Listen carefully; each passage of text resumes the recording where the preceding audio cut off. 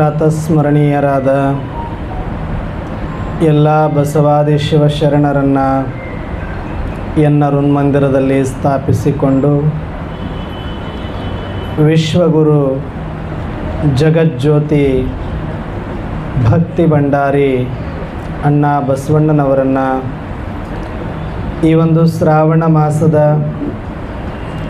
ಕೊನೆಯ ಅಥವಾ 5ನೇ ದಿನದ ಈ ಒಂದು ಕಾರ್ಯಕ್ರಮದಲ್ಲಿ ಭಕ್ತಿಪೂರ್ವಕವಾಗಿ ಆಹ್ವಾನಿಸುತ್ತಾ, ಈ ಒಂದು ಕಾರ್ಯಕ್ರಮ ಈ ಮುಂಬೈಯಂಥ ನಗರದಲ್ಲಿ ಬಹಳ ಅಚ್ಚುಕಟ್ಟಾಗಿ ಮತ್ತು ನಿರ್ವಿಘ್ನವಾಗಿ ನಿರಂತರವಾಗಿ ನಡೀಲಿಕ್ಕೆ ಕಾರಣೀಕರ್ತರಾದ ಪ್ರತ್ಯಕ್ಷವಾಗಿ ಮತ್ತು ಪರೋಕ್ಷವಾಗಿ ದುಡಿದಿರುವ ಎಲ್ಲ ಶರಣರ ಅಂತರಾತ್ಮಕ್ಕೂ ಶರಣು ಶರಣಾರ್ಥಿಗಳನ್ನು ತಿಳಿಸುತ್ತಾ, ಈ ದಿನದ ಈ ಒಂದು ಕಾರ್ಯಕ್ರಮಕ್ಕೆ ಪ್ರಸ್ತುತವಾಗಿ ಇಲ್ಲದೇ ಇದ್ದರೂ ಸೂಕ್ಷ್ಮವಾಗಿ ಶರಣರಾದ ಕೋರಿ ಅಣ್ಣವರನ್ನು ಕೂಡ ಸ್ಮರಿಸಿಕೊಳ್ಳುತ್ತಾ, ಈ ದಿನ ವಿಶೇಷವಾಗಿ ಶಿವಾನಂದ ಅಣ್ಣವರು ಕೂಡ ಬಂದಿದ್ದಾರೆ, ಶರಣರಾಗಿರ್ತಕ್ಕಂಥ ಅವರಿಗೂ ಕೂಡ ನಮ್ಮೆಲ್ಲರೂ ಜೋರಾಗಿ ಚಪ್ಪಾಳೆ ತಟ್ಟಿ ಅವ್ರನ್ನ ಸ್ವಾಗತವನ್ನು ಕೋರುತ್ತಾ, ಜೊತೆಗೆ ಈ 4 ದಿನಗಳ ಕಾಲ ಅಥವಾ ಇವತ್ತು 5 ದಿನಗಳ ಕಾಲ ನಿರಂತರವಾಗಿ ನಿರ್ವಿಘ್ನವಾಗಿ ಅರ್ಥಪೂರ್ಣ ಆಗಲಿಕ್ಕೆ ತಾವೆಲ್ಲರೂ ಕೂಡ ಸಮಯವನ್ನು ಕೊಟ್ಟು ತನು ಮನ ಧನಗಳನ್ನು ಶರಣರಿಗೆ ಸದಾಕಾಲ ಸಮರ್ಪಣೆ ಮಾಡಿಕೊಂಡು ಭಕ್ತಿ ಭಾವದಿಂದ ಬಂದು ಕುಳಿತು ಆಲಿಸಿರ್ತಕ್ಕಂಥ ತಾವೆಲ್ಲ ತಂದೆ ತಾಯಿ ಸ್ವರೂಪರಾದ ಶರಣು ಶರಣೆಯರಿಗೆ ಶರಣು ಶರಣಾರ್ಥಿಗಳು. ವಿಶೇಷವಾಗಿ ಈ 5 ದಿನಗಳ ಕಾಲ ಶರಣರ ಚಿಂತನೆಗಳನ್ನು, ಶರಣರ ಜೀವನವನ್ನು ಮತ್ತು ಶರಣರ ಧ್ಯೇಯೋದ್ದೇಶಗಳನ್ನು ಪ್ರಸ್ತುತ ಸಮಯದಲ್ಲಿ ನಾವು ನಮ್ಮ ಜೀವನದಲ್ಲಿ ಅಳವಡಿಸಿಕೊಂಡು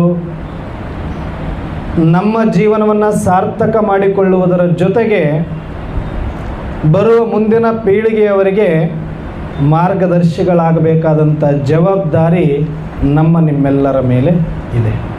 ಇದೆಯಾ ಇಲ್ವಾ? ಇದೆ ತಾನೆ? ಅವತ್ತು ಅವರು ಮಾಡಿರುವ ಪುಣ್ಯ ತ್ಯಾಗದ ಫಲದಿಂದ ಇವತ್ತು ನಮಗೆ ಅವರ ಆಸೆಗಳೆಲ್ಲ ಈಡೇರಿದೆಯಾ, ಈಡೇರಿಲ್ವಾ? ಅಣ್ಣ ಬಸವಣ್ಣನವರ ಆಸೆ ಇದೇ ಆಗಿತ್ತು, ಎಲ್ಲರಿಗೂ ಕೂಡ ಅವರ ಇಚ್ಛೆಯಂತೆ ಜೀವನವನ್ನು ಕಟ್ಟಿಕೊಳ್ಳುವ, ಅವರ ಒಂದು ವಿದ್ವತ್ತಿಗೆ ಸರಿಸಮಾನವಾಗುವ ವೃತ್ತಿಯನ್ನು ಮಾಡುವ ಮತ್ತು ಅವರಿಗೆ ಅನಿಸಿದ ಅಭಿಪ್ರಾಯಗಳನ್ನು ಹೇಳುವ ಸ್ವತಂತ್ರ ಶಿಕ್ಷಣ ಸಮಾನತೆ ಅನುಭವ ಮಂಟಪದ ಧ್ಯೇಯೋದ್ದೇಶವಾಗಿತ್ತು. ಅವತ್ತು ಅಣ್ಣ ಬಸವಣ್ಣನವರು ಇಟ್ಟ ಒಂದು ದಿಟ್ಟ ಹೆಜ್ಜೆಯಿಂದ ಅದರ ಪ್ರೇರಣೆಯ ಪಡೆದಂಥ ಅನೇಕರು ಅದಕ್ಕೆ ಧ್ವನಿಯಾಗಿ ಅನೇಕರು ತಮ್ಮ ತಮ್ಮ ರೂಪಗಳಲ್ಲಿ ಹೋರಾಟವನ್ನು ಮಾಡಿ ಇವತ್ತು ನಾವೆಲ್ಲರೂ ಕೂಡ ಸ್ವತಂತ್ರ ಭಾರತದಲ್ಲಿ ನೆಲೆಸಿದ್ದೇವೆ. ಇವತ್ತು ನಮಗೆ ವಾಕ್ ಸ್ವಾತಂತ್ರ್ಯ ಸಿಕ್ಕಿದೆ, ಶಿವಯೋಗ ಮಾಡಲಿಕ್ಕೆ ಸ್ವಾತಂತ್ರ್ಯ ಸಿಕ್ಕಿದೆ, ದಾಸೋಹ ಮಾಡಲಿಕ್ಕೆ ಸ್ವಾತಂತ್ರ್ಯ ಸಿಕ್ಕಿದೆ, ಜಂಗಮ ಸೇವೆ ಮಾಡಲಿಕ್ಕೆ ಸ್ವಾತಂತ್ರ್ಯ ಸಿಕ್ಕಿದೆ, ಆತ್ಮ ಸಾಕ್ಷಾತ್ಕಾರ ಮಾಡ್ಕೊಳ್ಳೋದಕ್ಕೆ ಸಿಕ್ಕಿದೆ, ಬೇಕಾದ ವಿದ್ಯೆಯನ್ನು ಓದಲಿಕ್ಕೆ ಅವಕಾಶ ಸಿಕ್ಕಿದೆ ಮತ್ತು ಬೇಕಾದಂಥ ವೃತ್ತಿಯನ್ನು ಆಯ್ಕೆ ಮಾಡಿಕೊಳ್ಳುವಂಥ ಸಮಾನ ಅವಕಾಶದ ಸಮಾಜದಲ್ಲಿ ಇವತ್ತು ನಾವಿದ್ದೀವಿ. ಅಂದರೆ ಅವತ್ತು ಅವರು ಕಂಡ ಕನಸು, ಅವರು ಮಾಡಿರುವ ಕ್ರಾಂತಿ, ಅವರು ಪಟ್ಟಿರುವ ನೋವು ನಲಿವು ಎಲ್ಲವನ್ನು ಅವರು ಸಮರ್ಪಣೆ ಮಾಡಿಕೊಂಡು ಜಗತ್ತಿನ ಉದ್ಧಾರಕ್ಕೆ ಅವರು ಅರ್ಪಣೆ ಮಾಡಿರೋದರ ಫಲವೇ ಇವತ್ತು ನಾವು ಇಂಥ ಒಂದು ಸುಂದರವಾದ ಸಮಾಜದಲ್ಲಿ ಬದುಕ್ತಾ ಇದ್ದೇವೆ. ಆದರೆ ಅವರ ಆಸೆಗಳಂತೂ ಈಡೇರಿತು, ಆದರೆ ಅವರ ಇನ್ನೊಂದು ಕೊನೆಯ ಆಸೆ ಇತ್ತು. ಶಿಕ್ಷಣ ಸಿಕ್ಕಿದೆ, ಸಮಾನತೆ ಸಿಕ್ಕಿದೆ, ಸ್ವತಂತ್ರ ಸಿಕ್ಕಿದೆ, ನಮಗಿಷ್ಟಪೂರ್ವಕವಾದ ವೃತ್ತಿಯನ್ನು ಮಾಡುವ ಅವಕಾಶ ಸಿಕ್ಕಿದೆ. ಇವೆಲ್ಲವೂ ಇದಕ್ಕೆ ನಾವು ಉಡ್ಲಿಕ್ಕೆ ತಿರುಗಲಿಕ್ಕೆ ಬೇಕಾಗಿರೋದೆಲ್ಲ ಮಸ್ತಾಗಿ ಪಡ್ಕೊಂಡು ಶಿಸ್ತಾಗಿ ಇವತ್ತು ಕೂತಿದ್ದೀವಿ ನಾವು. ಆದರೆ ಯಾವುದಕ್ಕಾಗಿ ಇವೆಲ್ಲ ಬೇಕು ಅಂತ ಅನುಭವ ಮಂಟಪದ ಉದ್ದೇಶ ಆಗಿತ್ತು, ಅದನ್ನೇ ಇವತ್ತು ನಾವು ಸ್ವಲ್ಪ ಮರಿತಾ ಇದ್ದೀವಿ ಅಂತ ನಮ್ಮ ಒಳಗಿನ ನಮ್ಮ ಅಂತರಾತ್ಮವೇ ಹೇಳ್ತಾ ಇದೆ. ಯಾವುದು? ಯಾವುದು ಅಂದರೆ, ಯಾವ ಒಬ್ಬ ಪರಮಾತ್ಮನ ಕೃಪೆಯನ್ನು ಪಡೀಲಿಕ್ಕೆ, ಆ ಸೃಷ್ಟಿಕರ್ತ ಪರಮಾತ್ಮನ ಸಾಕ್ಷಾತ್ಕಾರವನ್ನು ಅನುಭೂತಿ ಮಾಡಲಿಕ್ಕೆ, ನಮ್ಮ ಒಳಗಿನ ಅಂತಃಶಕ್ತಿಯನ್ನು ಜಾಗೃತಿ ಮಾಡಿಕೊಳ್ಳೋದಕ್ಕೆ ಹುಟ್ಟಿದ ಪ್ರತಿಯೊಬ್ಬರಿಗೂ ಕೂಡ ಜನ್ಮಸಿದ್ಧ ಅಧಿಕಾರ ಇದೆ. ಇಂಥವರೇ ಮಾಡಬೇಕು, ಇಂಥ ಕುಲದವರೇ ಮಾಡಬೇಕು, ಇದನ್ನು ಓದಿದವರೇ ಮಾಡಬೇಕು ಅನ್ನುವಂಥ ಕಾಲದಿಂದ ಇದು ಹುಟ್ಟಿದ ಪ್ರತಿಯೊಬ್ಬರಿಗೂ ಕೂಡ ಜನ್ಮಸಿದ್ಧ ಅಧಿಕಾರ ಶಿವಯೋಗ ಮಾಡೋದು ಅನ್ನುವಂಥದ್ದನ್ನು ಬಸವಣ್ಣನವರು ಗುರಿಯಾಗಿಸಿಕೊಂಡು, ಆ ಶಿವಯೋಗ ಮಾಡಬೇಕು ಅಂದರೆ ಸಮಾನತೆ ಬರಬೇಕು, ಸಮಾನತೆ ಬರಬೇಕು ಅಂದರೆ ಸ್ವತಂತ್ರತೆ ಇರಬೇಕು, ಸ್ವತಂತ್ರತೆ ಇರಬೇಕು ಅಂದರೆ ಇವರಿಗೆ ಶಿಕ್ಷಣ ಕೊಡಬೇಕು ಅನ್ನುವಂಥ ಧ್ಯೇಯೋದ್ದೇಶಗಳನ್ನು ಇಟ್ಟುಕೊಂಡು ಶಿಕ್ಷಣ, ಸಮಾನತೆ, ಸ್ವತಂತ್ರತೆಯ ಜೊತೆಗೆ ಯಾವ ಶಿವಯೋಗಕ್ಕಾಗಿ, ಯಾವ ಶಿವಕೃಪೆಗಾಗಿ, ಯಾವ ಆತ್ಮ ಸಾಕ್ಷಾತ್ಕಾರಕ್ಕಾಗಿ, ಅವುಗಳೆಲ್ಲದಕ್ಕಾಗಿ ತಮ್ಮ ಜೀವನವನ್ನು ಸಮರ್ಪಣೆ ಮಾಡಿಟ್ಟುಕೊಂಡ್ರು, ಉಳಿದು ಎಲ್ಲವೂ ಕೂಡ ಬಾಚಿಕೊಂಡು, ತಬ್ಬಿಕೊಂಡು, ಅಪ್ಪಿಕೊಂಡು, ಒಪ್ಪಿಕೊಂಡು ಇವತ್ತು ಜೀವನವನ್ನು ಶಿಸ್ತಾಗಿ ಕಟ್ಕೊಂಡಿದ್ದೀವಿ.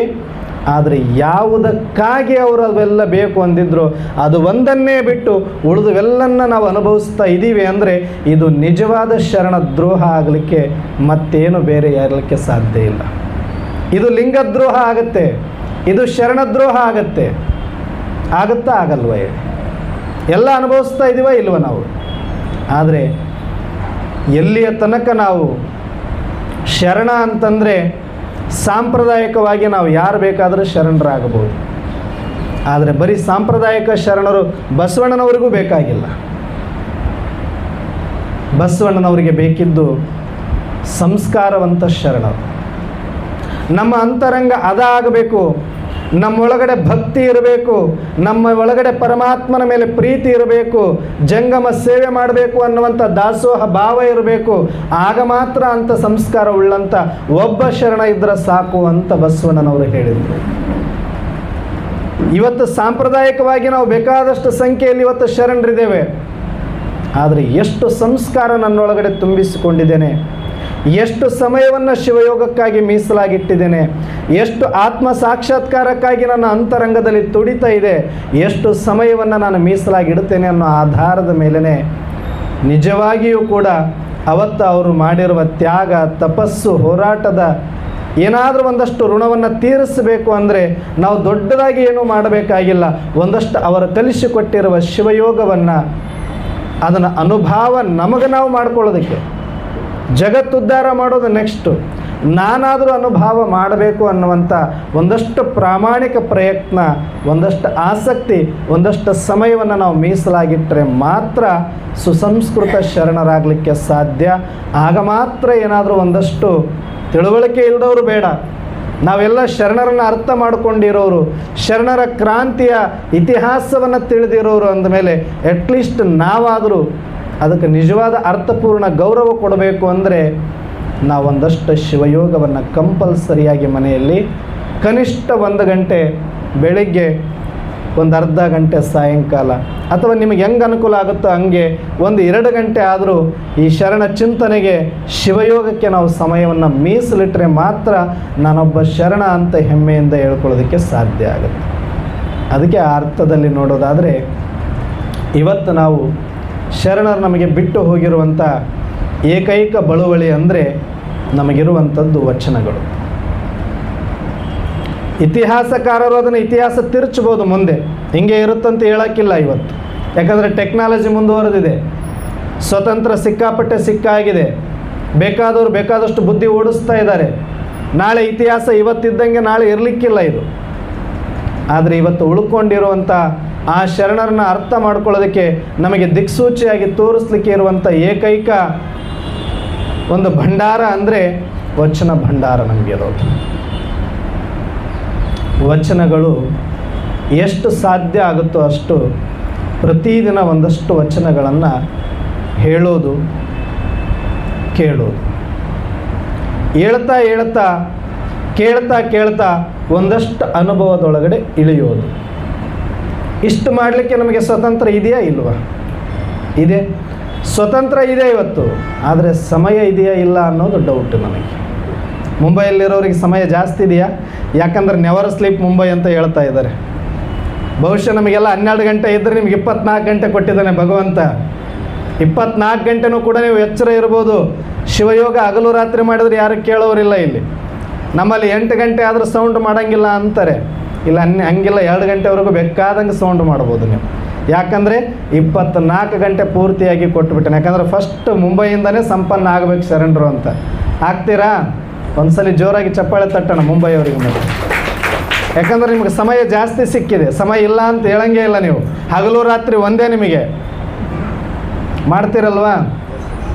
ಅದಕ್ಕೆ ವಚನಗಳನ್ನು ಸ್ವಲ್ಪ ನಾವು ಮಕ್ಕಳಿಗೆ ನಾವು ಕೊಡಬೇಕು. ಅಂದರೆ ಇವತ್ತಿನ ಮಕ್ಕಳಿಗೆ ಕೋರಿ ಸರ್ ಮೊನ್ನೆ ಬಂದಾಗ ಅದನ್ನೇ ಹೇಳ್ತಾಯಿದ್ರು, ಇವತ್ತಿನ ಪೀಳಿಗೆಯವರಿಗೆ ಇಷ್ಟೊಂದು ಮೊಬೈಲ್ ಅಡಿಕ್ಟ್ ಆಗಿಬಿಟ್ಟಿದ್ದಾರೆ ಅಂತಂದರೆ ನಾವು ಏನು ಹೇಳಿದ್ರು ಕೂಡ ಕೇಳಿಸ್ಕೊಳ್ಳೋಷ್ಟು ಪುರುಸತ್ತು ಅವ್ರಿಗಿಲ್ಲ. ಈಗ ನೀವೇನಾದರೂ ಹೇಳ್ತೀವಿ ಅಂದರೆ ಕಿವಿಯಲ್ಲಿ ಇಯರ್ಫೋನ್ ಹಾಕ್ಕೊಂಡು ಕೂತ್ಕೊಂಡ್ಬಿಡ್ತಾರೆ ಅಷ್ಟೇ ಅವ್ರಿಗೆ.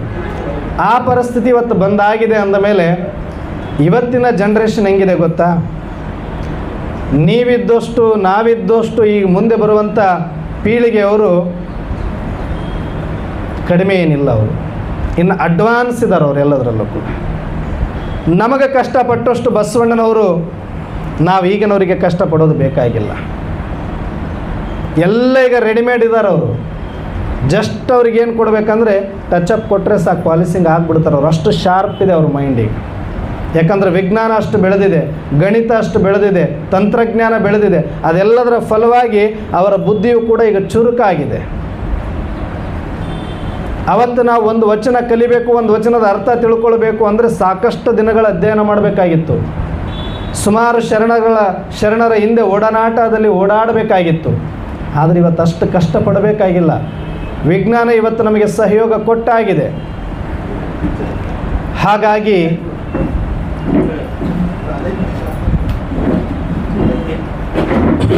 ಇಲ್ಲ ಮುಂದೆ ಹಾಕಿ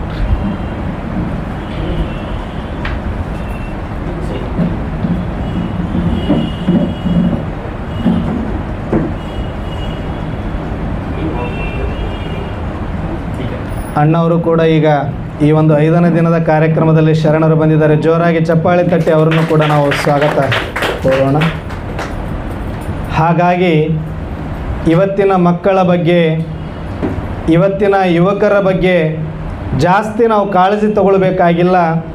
ಆದರೆ ಇವತ್ತಿನ ಮಕ್ಕಳು ಏನಂದರೆ ಹೇಳೋದ್ರಿಂದ ಪರಿವರ್ತನೆ ಆಗೋದಿಲ್ಲ, ನಾವು ಬೈಯೋದ್ರಿಂದ ಪರಿವರ್ತನೆ ಆಗೋದಿಲ್ಲ.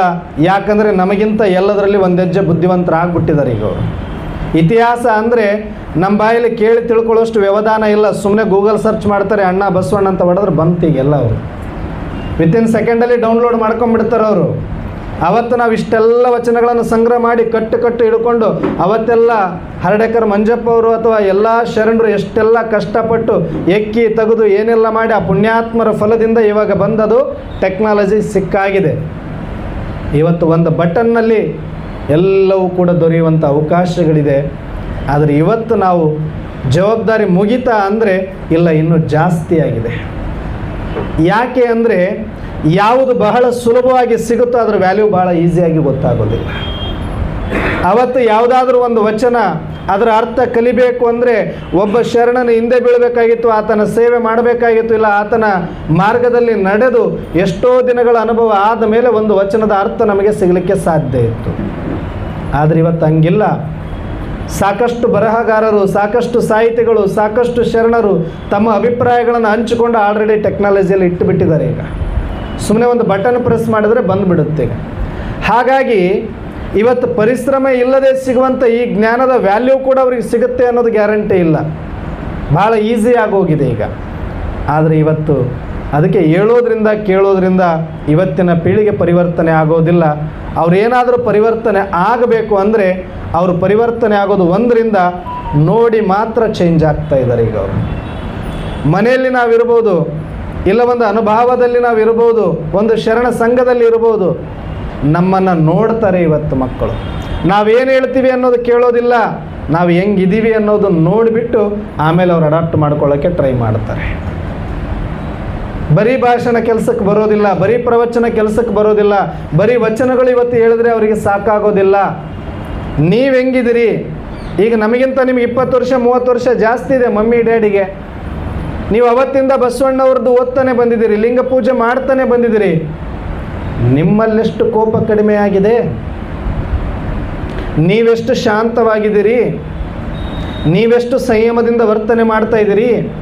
ನೀವೆಷ್ಟು ಆ ಧ್ಯಾನದಿಂದ ನಿಮ್ಮ ಸಂಸ್ಕಾರವನ್ನು ಪರಿವರ್ತನೆ ಮಾಡ್ಕೊಂಡಿದ್ದೀರಿ? ಆ ಪ್ರಶ್ನೆಗಳು ನೇರವಾಗಿ ಆಗ್ತಾರೆ ಇವತ್ತಿನ ಮಕ್ಕಳು. ಅವತ್ತು ಉತ್ತರ ನಮ್ಮ ಹತ್ರ ಇದ್ದರೆ ಅವರು ಪರಿವರ್ತನೆ ಆಗಿ ಅಂತ ಹೇಳಬೇಕಾಗಿಲ್ಲ, ಅವ್ರು ಆಗ್ತಾರೆ. ಅದಕ್ಕೆ ಉತ್ತರ ನಮ್ಮ ಹತ್ರ ಇಲ್ಲ, ನೀವು ಬೇಕಾದಷ್ಟು ಭಾಷಣ ಮಾಡಿಸ್ರಿ, ಬೇಕಾದಷ್ಟು ಶರಣರ ಬಗ್ಗೆ ಹೇಳ್ರಿ, ಅದು ಇಂಡೈಜೆಷನ್ ವಾಮಿಟ್ ಆಗುತ್ತೆ, ಅವರಿಗೆ ಒಳಗೆ ಇಳಿಯೋದಿಲ್ಲ ಅವರಿಗೆ.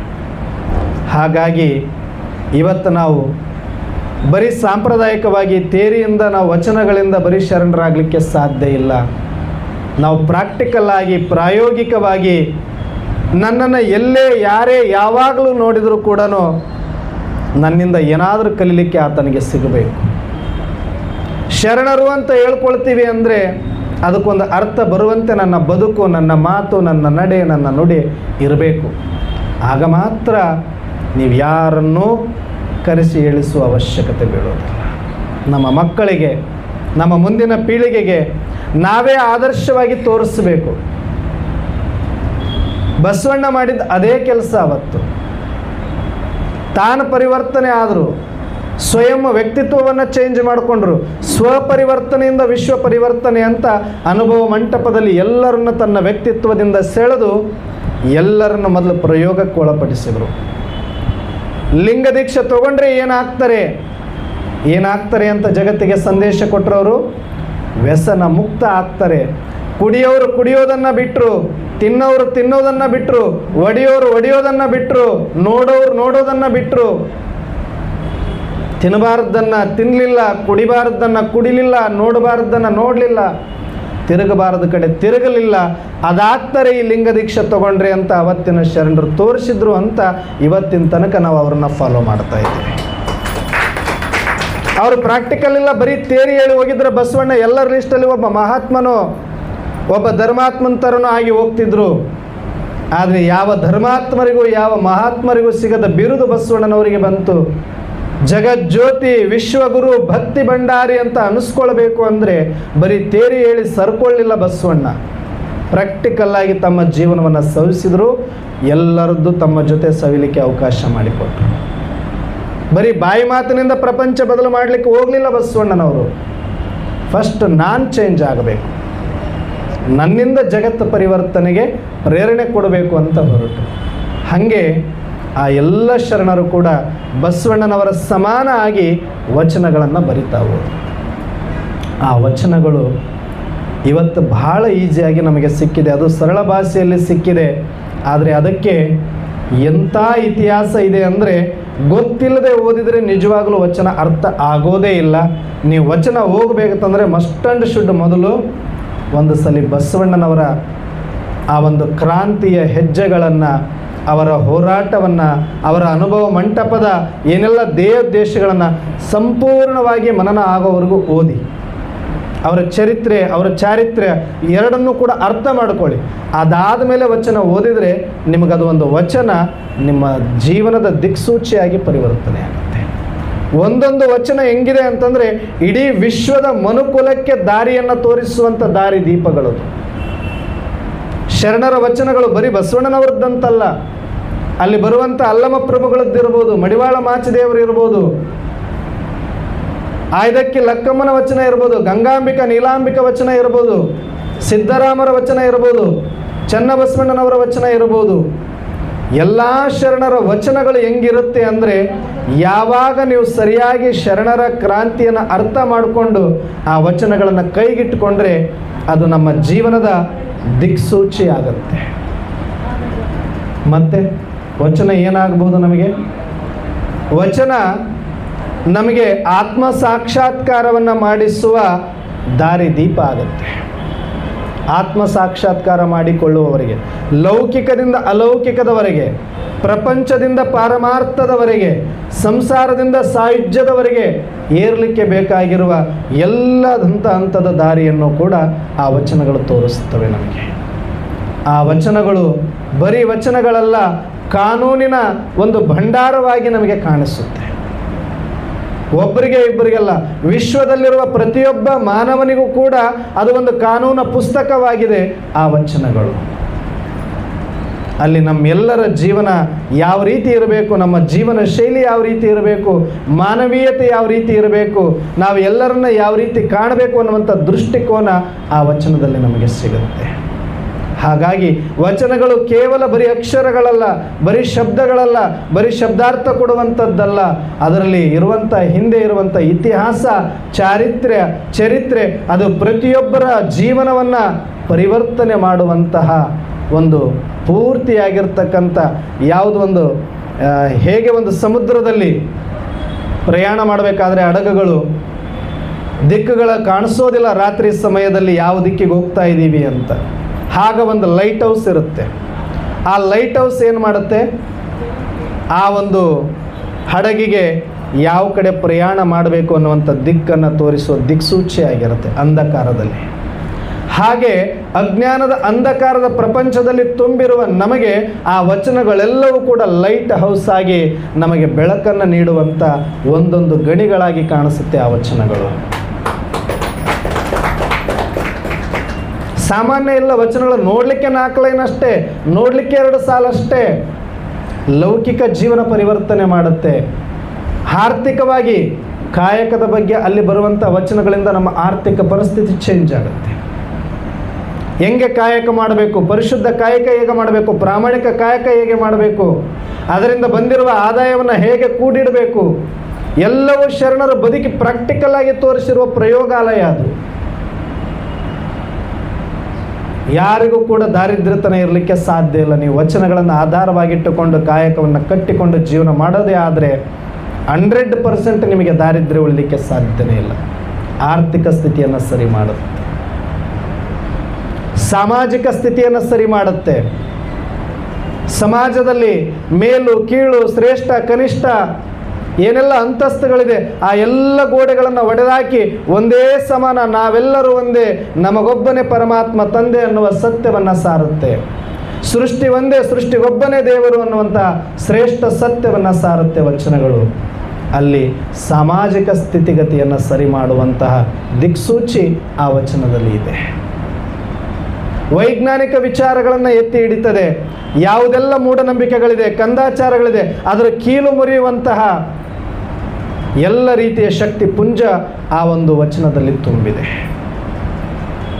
ಯಾವುದೆಲ್ಲವೂ ಕೂಡ ಭಾವನಾತ್ಮಕವಾಗಿ ನಾವು ಭಗವಂತನಿಗಾಗಿ ಏನೆಲ್ಲ ಮಾಡಲಿಕ್ಕೆ ತಯಾರಿದ್ದಾರೆ ಭಾರತೀಯರು ಅಂದಾಗ ಆ ಭಾವನೆಗಳನ್ನೇ ಬಂಡವಾಳ ಮಾಡಿಕೊಂಡು ಬಿಸ್ನೆಸ್ ಮಾಡಬೇಕಂತ ದೊಡ್ಡ ದೊಡ್ಡ ಗೋಪುರಗಳನ್ನು ಕಟ್ಟಿಕೊಂಡು ಕುಂತವರ ಕೀಲನ್ನು ಮುರಿಲಿಕ್ಕೆ ಒಂದೊಂದು ವಚನ ಸಾಕು ಅಂತ ಹೇಳ್ತಾರೆ. ಒಂದೊಂದು ವಚನ ಸಾಕು. ಸಾವಿರಾರು ವರ್ಷಗಳಿಂದ ನಮ್ಮನ್ನು ಭ್ರಮೆಯಲ್ಲಿ ತುಂಬಿಸಿದ್ರು. ಯಾರೋ ಹೇಳಿದ್ದಕ್ಕೆ ನಾವು ಕೈ ಮುಗಿಬೇಕು, ಯಾರೋ ಮಾತ್ರ ಒಳಗಡೆ ಹೋಗಬೇಕು, ಭಗವಂತನಿಗೂ ಕೂಡ ಸಮಯ ಹಾಕಿ ಇಂತಹ ಸಮಯಕ್ಕೆ ಬಂದು ನೀವು ನಮಸ್ಕಾರ ಮಾಡಬೇಕು, ಇಂತಹ ಸಮಯಕ್ಕೆ ಬಂದು ಪೂಜೆ ಮಾಡಬೇಕು ಅಂತ ಭಗವಂತನಿಗೂ ಬೀಗ ಹಾಕಿ ಇವ್ರ ಸಮಯಕ್ಕೆ ಬಂದು ಭಗವಂತನ ದರ್ಶನ ಕೊಡೋ ರೀತಿ ಇತ್ತು. ಭಗವಂತನನ್ನೇ ಬಂಧಿಸಿದ್ರು. ಅಂತ ಭಗವಂತನಿಗೂ ಬಿಡುಗಡೆ ಕೊಡಿಸಿದ ಪುಣ್ಯಾತ್ಮ ಈ ವಚನಗಳ ಮುಖಾಂತರ ಅಣ್ಣಬಸ್ಸು. ಮನುಷ್ಯರಿಗೆ ಅಷ್ಟೇ ಅಲ್ಲ, ಭಗವಂತನಿಗೆ ಬಿಡುಗಡೆ ಸಿಕ್ಕಿದೆ ಇವತ್ತು. ಯಾರು ಬೇಕಾದರೂ, ಎಲ್ಲಿ ಬೇಕಾದರೂ, ಎಷ್ಟೊತ್ತು ಬೇಕಾದರೂ, ಯಾವಾಗ ಬೇಕಾದರೂ ನೀವಿಷ್ಟಪಟ್ಟಿರುವ ಆ ಪರಮಾತ್ಮ ಶಿವತಂದೆಯನ್ನು ಅಂಗೈಯಲ್ಲಿಟ್ಟುಕೊಂಡು ನಿಮ್ಮ ಅಂತರಂಗದ ಆತ್ಮ ಸಾಕ್ಷಿಯಿಂದ ಆ ಪರಮಾತ್ಮನಿಗೆ ಸಮರ್ಪಿತವಾಗಿ ಲಿಂಗಾರ್ಪಿತವಾಗಿ ಶಿವಯೋಗವನ್ನು ಮಾಡಿದರೆ ಆ ಭಗವಂತ ಅಲ್ಲೇ ಯಾಕೆ ಇರಬೇಕು, ಇಲ್ಲಿಗೂ ಕೂಡ ಬರ್ತಾನೆ. ಭಗವಂತ ಬರೋದು ಎಷ್ಟು ದೊಡ್ಡ ಬಂಗಲೆ ಕಟ್ಟಿದಿರಿ, ಎಷ್ಟು ದೊಡ್ಡ ಕಳಸವನ್ನು ಇಟ್ಟಿದಿರಿ, ಎಷ್ಟು ದೊಡ್ಡ ಗೋಪುರವನ್ನು ಕಟ್ಟಿದಿರಿ ಅಂತ ಬರೋದಿಲ್ಲ ಭಗವಂತ. ಭಗವಂತ ಬರೋದು ನಿಮ್ಮ ಹೃದಯ ಎಷ್ಟು ದೊಡ್ಡದಾಗಿದೆ ಅಂತ ನೋಡಿ ಬರ್ತಾನೆ ಹೊರತಾಗಿ ಎಷ್ಟು ಗುಡಿ ದೊಡ್ಡದಾಗಿದೆ ಅಂತ ಅಲ್ಲ. ಮಾಡಬೇಕಾಗಿರೋದು ಗುಡಿ ದೊಡ್ಡದಲ್ಲ, ಮಾಡಬೇಕಾಗಿರೋದು ನಿಮ್ಮ ಹೃದಯ ದೊಡ್ಡದು ಅಂತ ಕಲಿಸಿಕೊಟ್ಟ ಪುಣ್ಯಾತ್ಮ. ಅಂಥ ವಚನಗಳದು. ನಮ್ಮ ಮೂಢನಂಬಿಕೆ, ನಮ್ಮ ಭ್ರಮೆ, ನಮ್ಮ ಅಜ್ಞಾನ ಎಲ್ಲವನ್ನ ತೆಗೆದುಹಾಕಿ ವಿಜ್ಞಾನದ ತಳಹದಿಯ ಮೇಲೆ ಶರಣರ ತತ್ವ ಚಿಂತನೆಗಳನ್ನು ಕಟ್ಟಿದ ಪುಣ್ಯಾತ್ಮ. ವಿಜ್ಞಾನಕ್ಕೆ ಹೊಸ ದಾರಿ ದೃಷ್ಟಿಯನ್ನು ಕೊಟ್ಟಿರ್ತಕ್ಕಂಥದ್ದು ಆ ವಚನಗಳು. ಏನಿಲ್ಲ ಹೇಳಿ, ಅದರಲ್ಲಿ ಅರ್ಥಶಾಸ್ತ್ರ ಇದೆ, ಆರ್ಥಿಕ ಪರಿಸ್ಥಿತಿ ಸುಧಾರಿಸಲಿಕ್ಕೆ, ಸಮಾಜದಲ್ಲಿ ಸ್ವಾಸ್ಥ್ಯ ಕಾಪಾಡಲಿಕ್ಕೆ ಸಾಮಾಜಿಕ ದೃಷ್ಟಿಕೋನ ಇದೆ, ಮೂಢಾಚಾರ ಕಂದಾಚಾರಗಳನ್ನು ತೆಗೆದು ಹಾಕಲಿಕ್ಕೆ ವೈಜ್ಞಾನಿಕ ವೈಚಾರಿಕ ಚಿಂತನೆಗಳಿದೆ. ಅಷ್ಟಕ್ಕೆ ಬಿಡಲಿಲ್ಲ ಬಸವಣ್ಣ. ಒಳಗಿರುವ ಅಂತರಂಗದ ಕದವನ್ನು ತಟ್ಟಿದ, ಒಳಗಿರುವ ಆತ್ಮವನ್ನು ಕೂಡ ಬಡಿದೆಬ್ಬಿಸಿದ, ಆತ್ಮ ಜಾಗೃತಿಯನ್ನು ಮಾಡಿಕೊಂಡು ಪರಮಾತ್ಮ ಸಾಕ್ಷಾತ್ಕಾರ ಮಾಡುವವರೆಗೂ ನಿಮ್ಮ ಜೊತೆ ನಾವಿರ್ತೀವಿ ಅಂತ ವಚನಗಳನ್ನು ಕೊಟ್ಟಿದ್ದಾರೆ. ಅಂಥ ವಚನಗಳು ನಮಗೆ ಸುಮ್ಮನೆ ಬಂದಿಲ್ಲ. ಆ ವಚನಗಳ ರಕ್ಷಣೆ ಸುಮ್ಮನೆ ಆಗಲಿಲ್ಲ. ಅದು ನಾವಿವತ್ತು ಓದುವಷ್ಟು, ನಾವಿವತ್ತು ಆಡುವಷ್ಟು, ನಾವಿವತ್ತು ಅದನ್ನು ಆರಾಮವಾಗಿ ತೆಗೆದುಕೊಂಡಷ್ಟು ಸುಲಭ ಇರಲಿಲ್ಲ. ಆ ವಚನ ಬರೆಯೋದು, ಬರೆದಿರೋದು, ಬರೆದ ಮೇಲೆ ಅದನ್ನು ಕಾಪಾಡೋದು ಅಷ್ಟು ಕಷ್ಟ ಇತ್ತು. ಹಾಗಾಗಿ ಅನುಭವ ಮಂಟಪ ಆ ಒಂದು ಎಷ್ಟೋ ಸಲ ನಾನು ಬಸವ ಟಿ ವಿಗೆ ರೆಕಾರ್ಡಿಂಗಿಗೆ ಹೋದಾಗ ಅನುಭವ ಮಂಟಪದ ಆಶಾ ಕಿರಣಗಳು ಮತ್ತು ಸತ್ಯ ಶರಣರ ನಿತ್ಯ ಸ್ವರೂಪಗಳು ಅನ್ನುವಂಥ ಈ ಒಂದು ಎಪಿಸೋಡ್ಗಳನ್ನು ಸ್ಟಾರ್ಟ್ ಮಾಡಿದಾಗ ಏನೋ 1 ಗಂಟೆ ಆಗುತ್ತೆ ಅಂತ ಹೋಗ್ಬಿಡ್ತಿದ್ದೆ. ಆದರೆ ಸುಮ್ಮನೆ ಒಂದು ಸ್ಟಾರ್ಟ್ ಮಾಡಿದ್ರೆ ಸಾಕು, ಅವ್ರು ಆಫೇ ಮಾಡ್ತಿರಲಿಲ್ಲ, ಕ್ಯಾಮ್ರಾ ಆನ್ ಮಾಡಿಬಿಡ್ತೀವಿ, ಎಷ್ಟಾದ್ರೆ ಮಾತಾಡ್ರಿ, ಆಮೇಲೆ ನಾವು ಕಟ್ ಮಾಡ್ಕೊಂಡು ಮಾಡ್ತೀವಿ ಅಂತಿದ್ರು. 20 ನಿಮಿಷ 24 ನಿಮಿಷಕ್ಕೆ ಒಂದು ಎಪಿಸೋಡ್ ಮುಗಿಸ್ಬೇಕು. ಆದರೆ ಮುಗಿಯೋದು ಹೆಂಗೆ? ಅದು 24 ನಿಮಿಷಕ್ಕೆ ಹಿಡ್ಕೊಂಡಿರೋದಂಥದ್ದಿದೆ ವಚನ, ಹಿಡ್ಕೊಂಡಿರೋದಂಥದ್ದಿದೆ ಶರಣ ಸಾಹಿತ್ಯ. ಅದು ಮುಗಿಯೋದು ಯಾವಾಗ? ಸ್ಟಾರ್ಟ್ ಮಾಡಿದ್ರೆ ಅವರೇ ಕಟ್ ಮಾಡ್ಕೊಂಡು ಅದ್ರಾಗ 4 ಎಪಿಸೋಡ್ 5 ಎಪಿಸೋಡ್ 6 ಎಪಿಸೋಡ್ ಮಾಡ್ಕೋಬೇಕು, ಬಿಟ್ಟರೆ ಅದು ನಿಂದ್ರಿಸೋಕೆ ಆಗ್ತಿರ್ಲಿಲ್ಲ. ಅಷ್ಟು ರೋಮಾಂಚನ ಆಗುತ್ತೆ. ಅದು ಸುಮ್ಮನೆ ಒಂದು ಶಬ್ದ ಸ್ಟಾರ್ಟ್ ಮಾಡಿದ್ರೆ ಸಾಕು, ಕಣ್ಣಲ್ಲಿ ಆನಂದ ಬಾಷ್ಪ ಒಂದು ಕಡೆ, ಇನ್ನೊಂದು ಕಡೆ ಒಳಗಡೆಯಿಂದ ಎಷ್ಟು ತ್ಯಾಗ ಮಾಡಿದ್ದಾರೆ, ಎಷ್ಟು ತಪಸ್ಸು ಮಾಡಿದ್ದಾರೆ, ಯಾರಿಗೋಸ್ಕರ? ಅವರೇನು ಸುಖಪಟ್ರಿ ಹೇಳಿ? ಶರಣರು ಶಿವಯೋಗದ ಸುಖವನ್ನು ಅನುಭವ ಮಾಡಿದ್ದಾರೆ, ಆಂತರಿಕ ಸುಖವನ್ನು ಅನುಭವ ಮಾಡಿದ್ದಾರೆ, ಅತೀಂದ್ರಿಯ ಸುಖವನ್ನು ಅನುಭವ ಮಾಡಿದ್ದಾರೆ ನಿಜ. ಆದರೆ ಸ್ವಾರ್ಥಕ್ಕಾಗಿ ಏನು ಮಾಡಿದ್ರು ಅವರು? ಸ್ವಾರ್ಥಕ್ಕಾಗಿ ಏನು ಇಟ್ಕೊಂಡ್ರು ಅವರು? ಅವ್ರು ಅಂದುಕೊಂಡ್ರು ಸ್ವಾರ್ಥಕ್ಕಾಗಿ ಬದುಕೋದು ಬದುಕಲ್ಲ, ಪರಮಾತ್ಮ ಅಂತ ಬರೀ ನಾನು ಆತ್ಮ ಸಾಕ್ಷಾತ್ಕಾರ ಮಾಡಿಕೊಂಡು ಶಿವಯೋಗವನ್ನು ಮಾಡಿಕೊಂಡು ಒಂದು ಗುಹೆಯಲ್ಲಿ ಕೂತ್ಕೊಳ್ಳೋದಲ್ಲ ನನ್ನ ಧರ್ಮ. ಶರಣ ಧರ್ಮ ಅಂದರೆ ನಾನು ಆತ್ಮ ಸಾಕ್ಷಾತ್ಕಾರ ಮಾಡಿಕೊಳ್ಳುವುದರ ಜೊತೆಗೆ ನಾನು ಲಿಂಗಾರ್ಪಿತ ಆಗೋದು, ಅಂದರೆ ಸಮಾಜಕ್ಕೆ ಅರ್ಪಿತನಾಗೋದು, ನನ್ನ ಜೀವವನ್ನು ಸಮಾಜಕ್ಕಾಗಿ ಅರ್ಪಿಸೋದು ಅಂತ ತಿಳ್ಕೊಂಡಿದ್ರು ಅವರು. ಹಾಗಾಗಿ ತಮಗಾಗಿ ಏನನ್ನು ಇಟ್ಟುಕೊಳ್ಳದೆ ಬಂದದ್ದನ್ನು ತಾವು ಎಷ್ಟು ಪ್ರಾಮಾಣಿಕವಾಗಿ ಸಾತ್ವಿಕವಾಗಿ ಗಳಿಸಿ, ಸಾತ್ವಿಕವಾಗಿ ಅದನ್ನು ಬಳಸಿ, ಉಳಿದದ್ದೆಲ್ಲವನ್ನು ಉಳಿಸಿ ಆ ದಾಸೋಹ ಜಂಗಮ ಸೇವೆಗೆ ಮೀಸಲಿಟ್ಟಿದ್ದರು. ಹಾಗಾಗಿನೇ 1,96,000 ಜನ ಗಣಗಳಿಗೆ, ಜಂಗಮರಿಗೆ ದಾಸೋಹ ಮಾಡಲಿಕ್ಕೆ ಸಾಧ್ಯ ಆಗಿತ್ತು ಅಣ್ಣ ಬಸವಣ್ಣನವರಿಗೆ. ಅಂಥ ಅವಕಾಶವನ್ನು ಎಲ್ಲರಿಗೂ ಕೂಡ ಕೊಟ್ಟಿದ್ದರು ಅವರು. ಅದಕ್ಕೆ ಅವತ್ತು ಅವರು ಭೋಗಿಸ್ಲಿಲ್ಲ ಯಾವುದನ್ನು ಕೂಡ, ತ್ಯಾಗಿ ಮಾಡಿದ್ರು ಅವರು. ಸಂಸಾರದಲ್ಲಿದ್ದು ತ್ಯಾಗ ಮಾಡಲಿಕ್ಕೆ ಬರುತ್ತೆ ಅಂತ ಜಗತ್ತಿಗೆ ತೋರಿಸಿಕೊಟ್ಟಿದ್ರು ಅವರು. ಅವರ ತ್ಯಾಗದ ಫಲವಾಗಿ ಇವತ್ತು ನಮಗೆ ಈ ವಚನಗಳು, ಈ ಸಮಾಜ, ಈ ಸ್ವತಂತ್ರ, ಈ ಸಮಾನತೆ ಇದೆಲ್ಲವೂ ಕೂಡ ಸಿಕ್ಕಿರಲಿಕ್ಕೆ ಅವತ್ತು ಅವರು ಹಾಕಿದ ಬೀಜವೇ ಕಾರಣ. ಅದಕ್ಕೆ ಈ ವಚನಗಳ ಹಿಂದೆ ಒಂದು ದೊಡ್ಡ ಕ್ರಾಂತಿಯೇ ಇದೆ. ಯಾವಾಗ ನಿನ್ನೆ ನಾವು ಕೇಳಿದ್ವಿ, ಒಂದು ಸಲ ಶರಣು ಬಸವಣ್ಣ ಅಂತ ಹರಳೆಯ ಹೇಳಿದಾಗ ಬಸವಣ್ಣನವರು ಶರಣಾರ್ಥಿ ಅಂದುಬಿಟ್ರು. ಆಗ ಗದ್ಗದಿತನಾಗಿ ಹರಳೆಯನವರು ಪೂರ್ತಿಯಾಗಿ ಅಳುತ್ತಾ ಧಾರಾಕಾರವಾಗಿ ಕಣ್ಣೀರನ್ನು ಸುರಿಸ್ತಾ ನಿಂತಾಗ ಕಲ್ಯಾಣಮ್ಮ ಕರ್ಕೊಂಡು ಹೋಗಿ ಬಾ ಇದಕ್ಕೆ ಉಪಾಯ ಕೊಡ್ತೀನಿ ಅಂತ ಕೊಟ್ಟು, ಆ ಉಪಾಯದಿಂದ ತಮ್ಮ ತೊಡೆಯ ಚರ್ಮವನ್ನು ತೆಗೆದು ಬಸವಣ್ಣನವರಿಗೆ ನಮ್ಮ ಕಾಯಕವೇ ಇದೆ, ಪಾದ ರಕ್ಷೆಗಳನ್ನು ಮಾಡೋದು ಶರಣರಿಗೆ, ಶರಣರ ಪಾದಗಳನ್ನು ರಕ್ಷಣೆ ಮಾಡುವುದೇ ನಮ್ಮ ಕಾಯಕ. ಇಲ್ಲೇ ತನಕ ಬೇಕಾದಷ್ಟು ರೀತಿಯಲ್ಲಿ ವಿಧವಾಗಿ ಮಾಡಿದ್ದೀವಿ, ಆದರೆ ಇವತ್ತು ಮಾಡಿದಂತೆ ಇನ್ನು ಯಾರೂ ಮುಂದೆ ಮಾಡಬಾರ್ದು, ಹಿಂದೆ ಯಾರೂ ಮಾಡಿರಬಾರ್ದು ಅಂಥ ಒಂದು ಇತಿಹಾಸವನ್ನು ಸೃಷ್ಟಿಸೋಣ. ಅದರ ಜೊತೆಗೆ ನಮ್ಮ ಒಂದು ಪ್ರಾಯಶ್ಚಿತ್ತಕ್ಕೆ ಒಂದು ನಾವು ಪ್ರತಿಫಲವನ್ನು ಪಡೆಯೋಣ ಅಂತ ತಿಳಿದು ತಮ್ಮ ಚರ್ಮವನ್ನು ಬಸವಣ್ಣನವರಿಗೆ ಪಾದರಕ್ಷೆಗಳನ್ನಾಗಿ ಮಾಡಿ, ತಮ್ಮ ವಿನಯವಂತಿಕೆ, ತಮ್ಮ ಆ ಸಂಗನ ಬಸವಣ್ಣನವರಿಗೆ ತಮ್ಮ ಒಂದು ಕಂಪ್ಲೀಟ್ ಆಗಿರ್ತಕ್ಕಂಥ ಸಮರ್ಪಣಾ ಭಾವವನ್ನು ಆ ಪಾದರಕ್ಷೆ ಮುಖಾಂತರ ಅರ್ಪಿಸಿದಾಗ ಅಪ್ಪ ಬಸವಣ್ಣ ಹೇಳ್ತಾನೆ, ನೀನು ತಂದಿರುವ ಈ ಪಾದರಕ್ಷೆಗಳು ಕಾಲಲ್ಲಿ ಹಾಕಲಿಕ್ಕೆ ಯೋಗ್ಯ ಅಲ್ಲ. ನನಗಷ್ಟೇ ಅಲ್ಲ, ಮನುಷ್ಯ ಮಾತ್ರರಾದ ಯಾರಿಗೂ ಕೂಡ ಇವುಗಳನ್ನು ಹಾಕುವ ಯೋಗ್ಯತೆ ಇಲ್ಲ. ಯಾರಾದರೂ ಹಾಗೊಂದು ವೇಳೆ ಹಾಕಿದರೆ ಅವರು ಸುಟ್ಟು ಭಸ್ಮವಾಗ್ತಾರೆ ಅಥವಾ ಸುಟ್ಟು ಉರಿ ಬಂದು ಅವರು ಉರಿತದೆ ಅಂತ ಅವತ್ತು ಹೇಳ್ತಾರೆ. ಆಗ ಬಸವಣ್ಣನವರು ಏನು ಮಾಡ್ತಾರೆ, ಆ ಪಾದರಕ್ಷೆಗಳನ್ನು ಕೈಯಲ್ಲಿಟ್ಕೊಂಡು ಅವ್ರದ್ದು ಕಾಲ ಕಡೆ ಹೋಗಲಿಲ್ಲ, ಬದಲಾಗಿ ತಲೆ ಮೇಲೆ ಒತ್ತುಕೊಂಡು ಬಿಡ್ತಾರೆ. ಅರಳಯ್ಯ, ನಿನ್ನ ಒಂದು ಪವಿತ್ರತೆ, ನಿನ್ನ ಒಂದು ಅಶರೀರಿ ಸ್ಥಿತಿ ಇದು ಸುಮ್ಮನೆ ಅಲ್ಲ. ಇದು ಕೇಳಕ್ಕೆ ಚೆನ್ನಾಗಿದೆ. ಒಂದು ಚರ್ಮವನ್ನು ಕೊಯ್ದು ಅದರಲ್ಲಿ ಚಪ್ಪಲ್ ಮಾಡಿಕೊಂಡು ಪಾದರಕ್ಷೆ ಮಾಡಿಕೊಂಡು ಬುಟ್ಟೆಯಲ್ಲಿ ಒತ್ತು ಇಲ್ಲಿಗೆ ನೀವು ತಂದಿದ್ದೀರಿ ಅಂತಂದರೆ ಜಗತ್ತು ಅರ್ಥ ಮಾಡ್ಕೊಳ್ಬೇಕು ನೀವೆಂಥ ಅಶರೀರಿ ಸ್ಥಿತಿಯನ್ನು ಪಡೆದಿದ್ದೀರಿ, ಎಂಥ ದೇಹ ಬಾನ ಮುಕ್ತ ಆಗಿದ್ದೀರಿ. ಒಂದು ಸೂಜಿ ಚುಚ್ಚಿದ್ರೇ ಇಷ್ಟೊಂದು ರಕ್ತ ಹರಿಯುತ್ತೆ, ಅಷ್ಟು ನೋವಾಗುತ್ತೆ.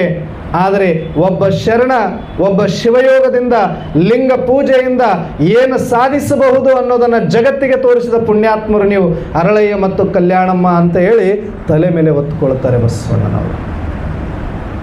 ಬರಿಯಾದ ಚಪ್ಪಲಿ ಪಾದರಕ್ಷದ ಒಂದು ನಿದರ್ಶನ ಅಷ್ಟೇ. ಆದರೆ ಶಿವಯೋಗದಿಂದ ಏನು ಲಾಭ ಅಂತ ಕೇಳಿದ್ರೆ ಅರಳಯ್ಯ ಮತ್ತು ಕಲ್ಯಾಣಮ್ಮನ ಉದಾಹರಣೆ ಕೊಡಿ. ಬಸವಣ್ಣ ಅಲ್ಲಮ್ಮ ಪ್ರಭುಗಳು ದೊಡ್ಡವರಾದರು, ಅವ್ರದ್ದು ಬೇಡ, ಅವರು ದೊಡ್ಡವರಾದರು.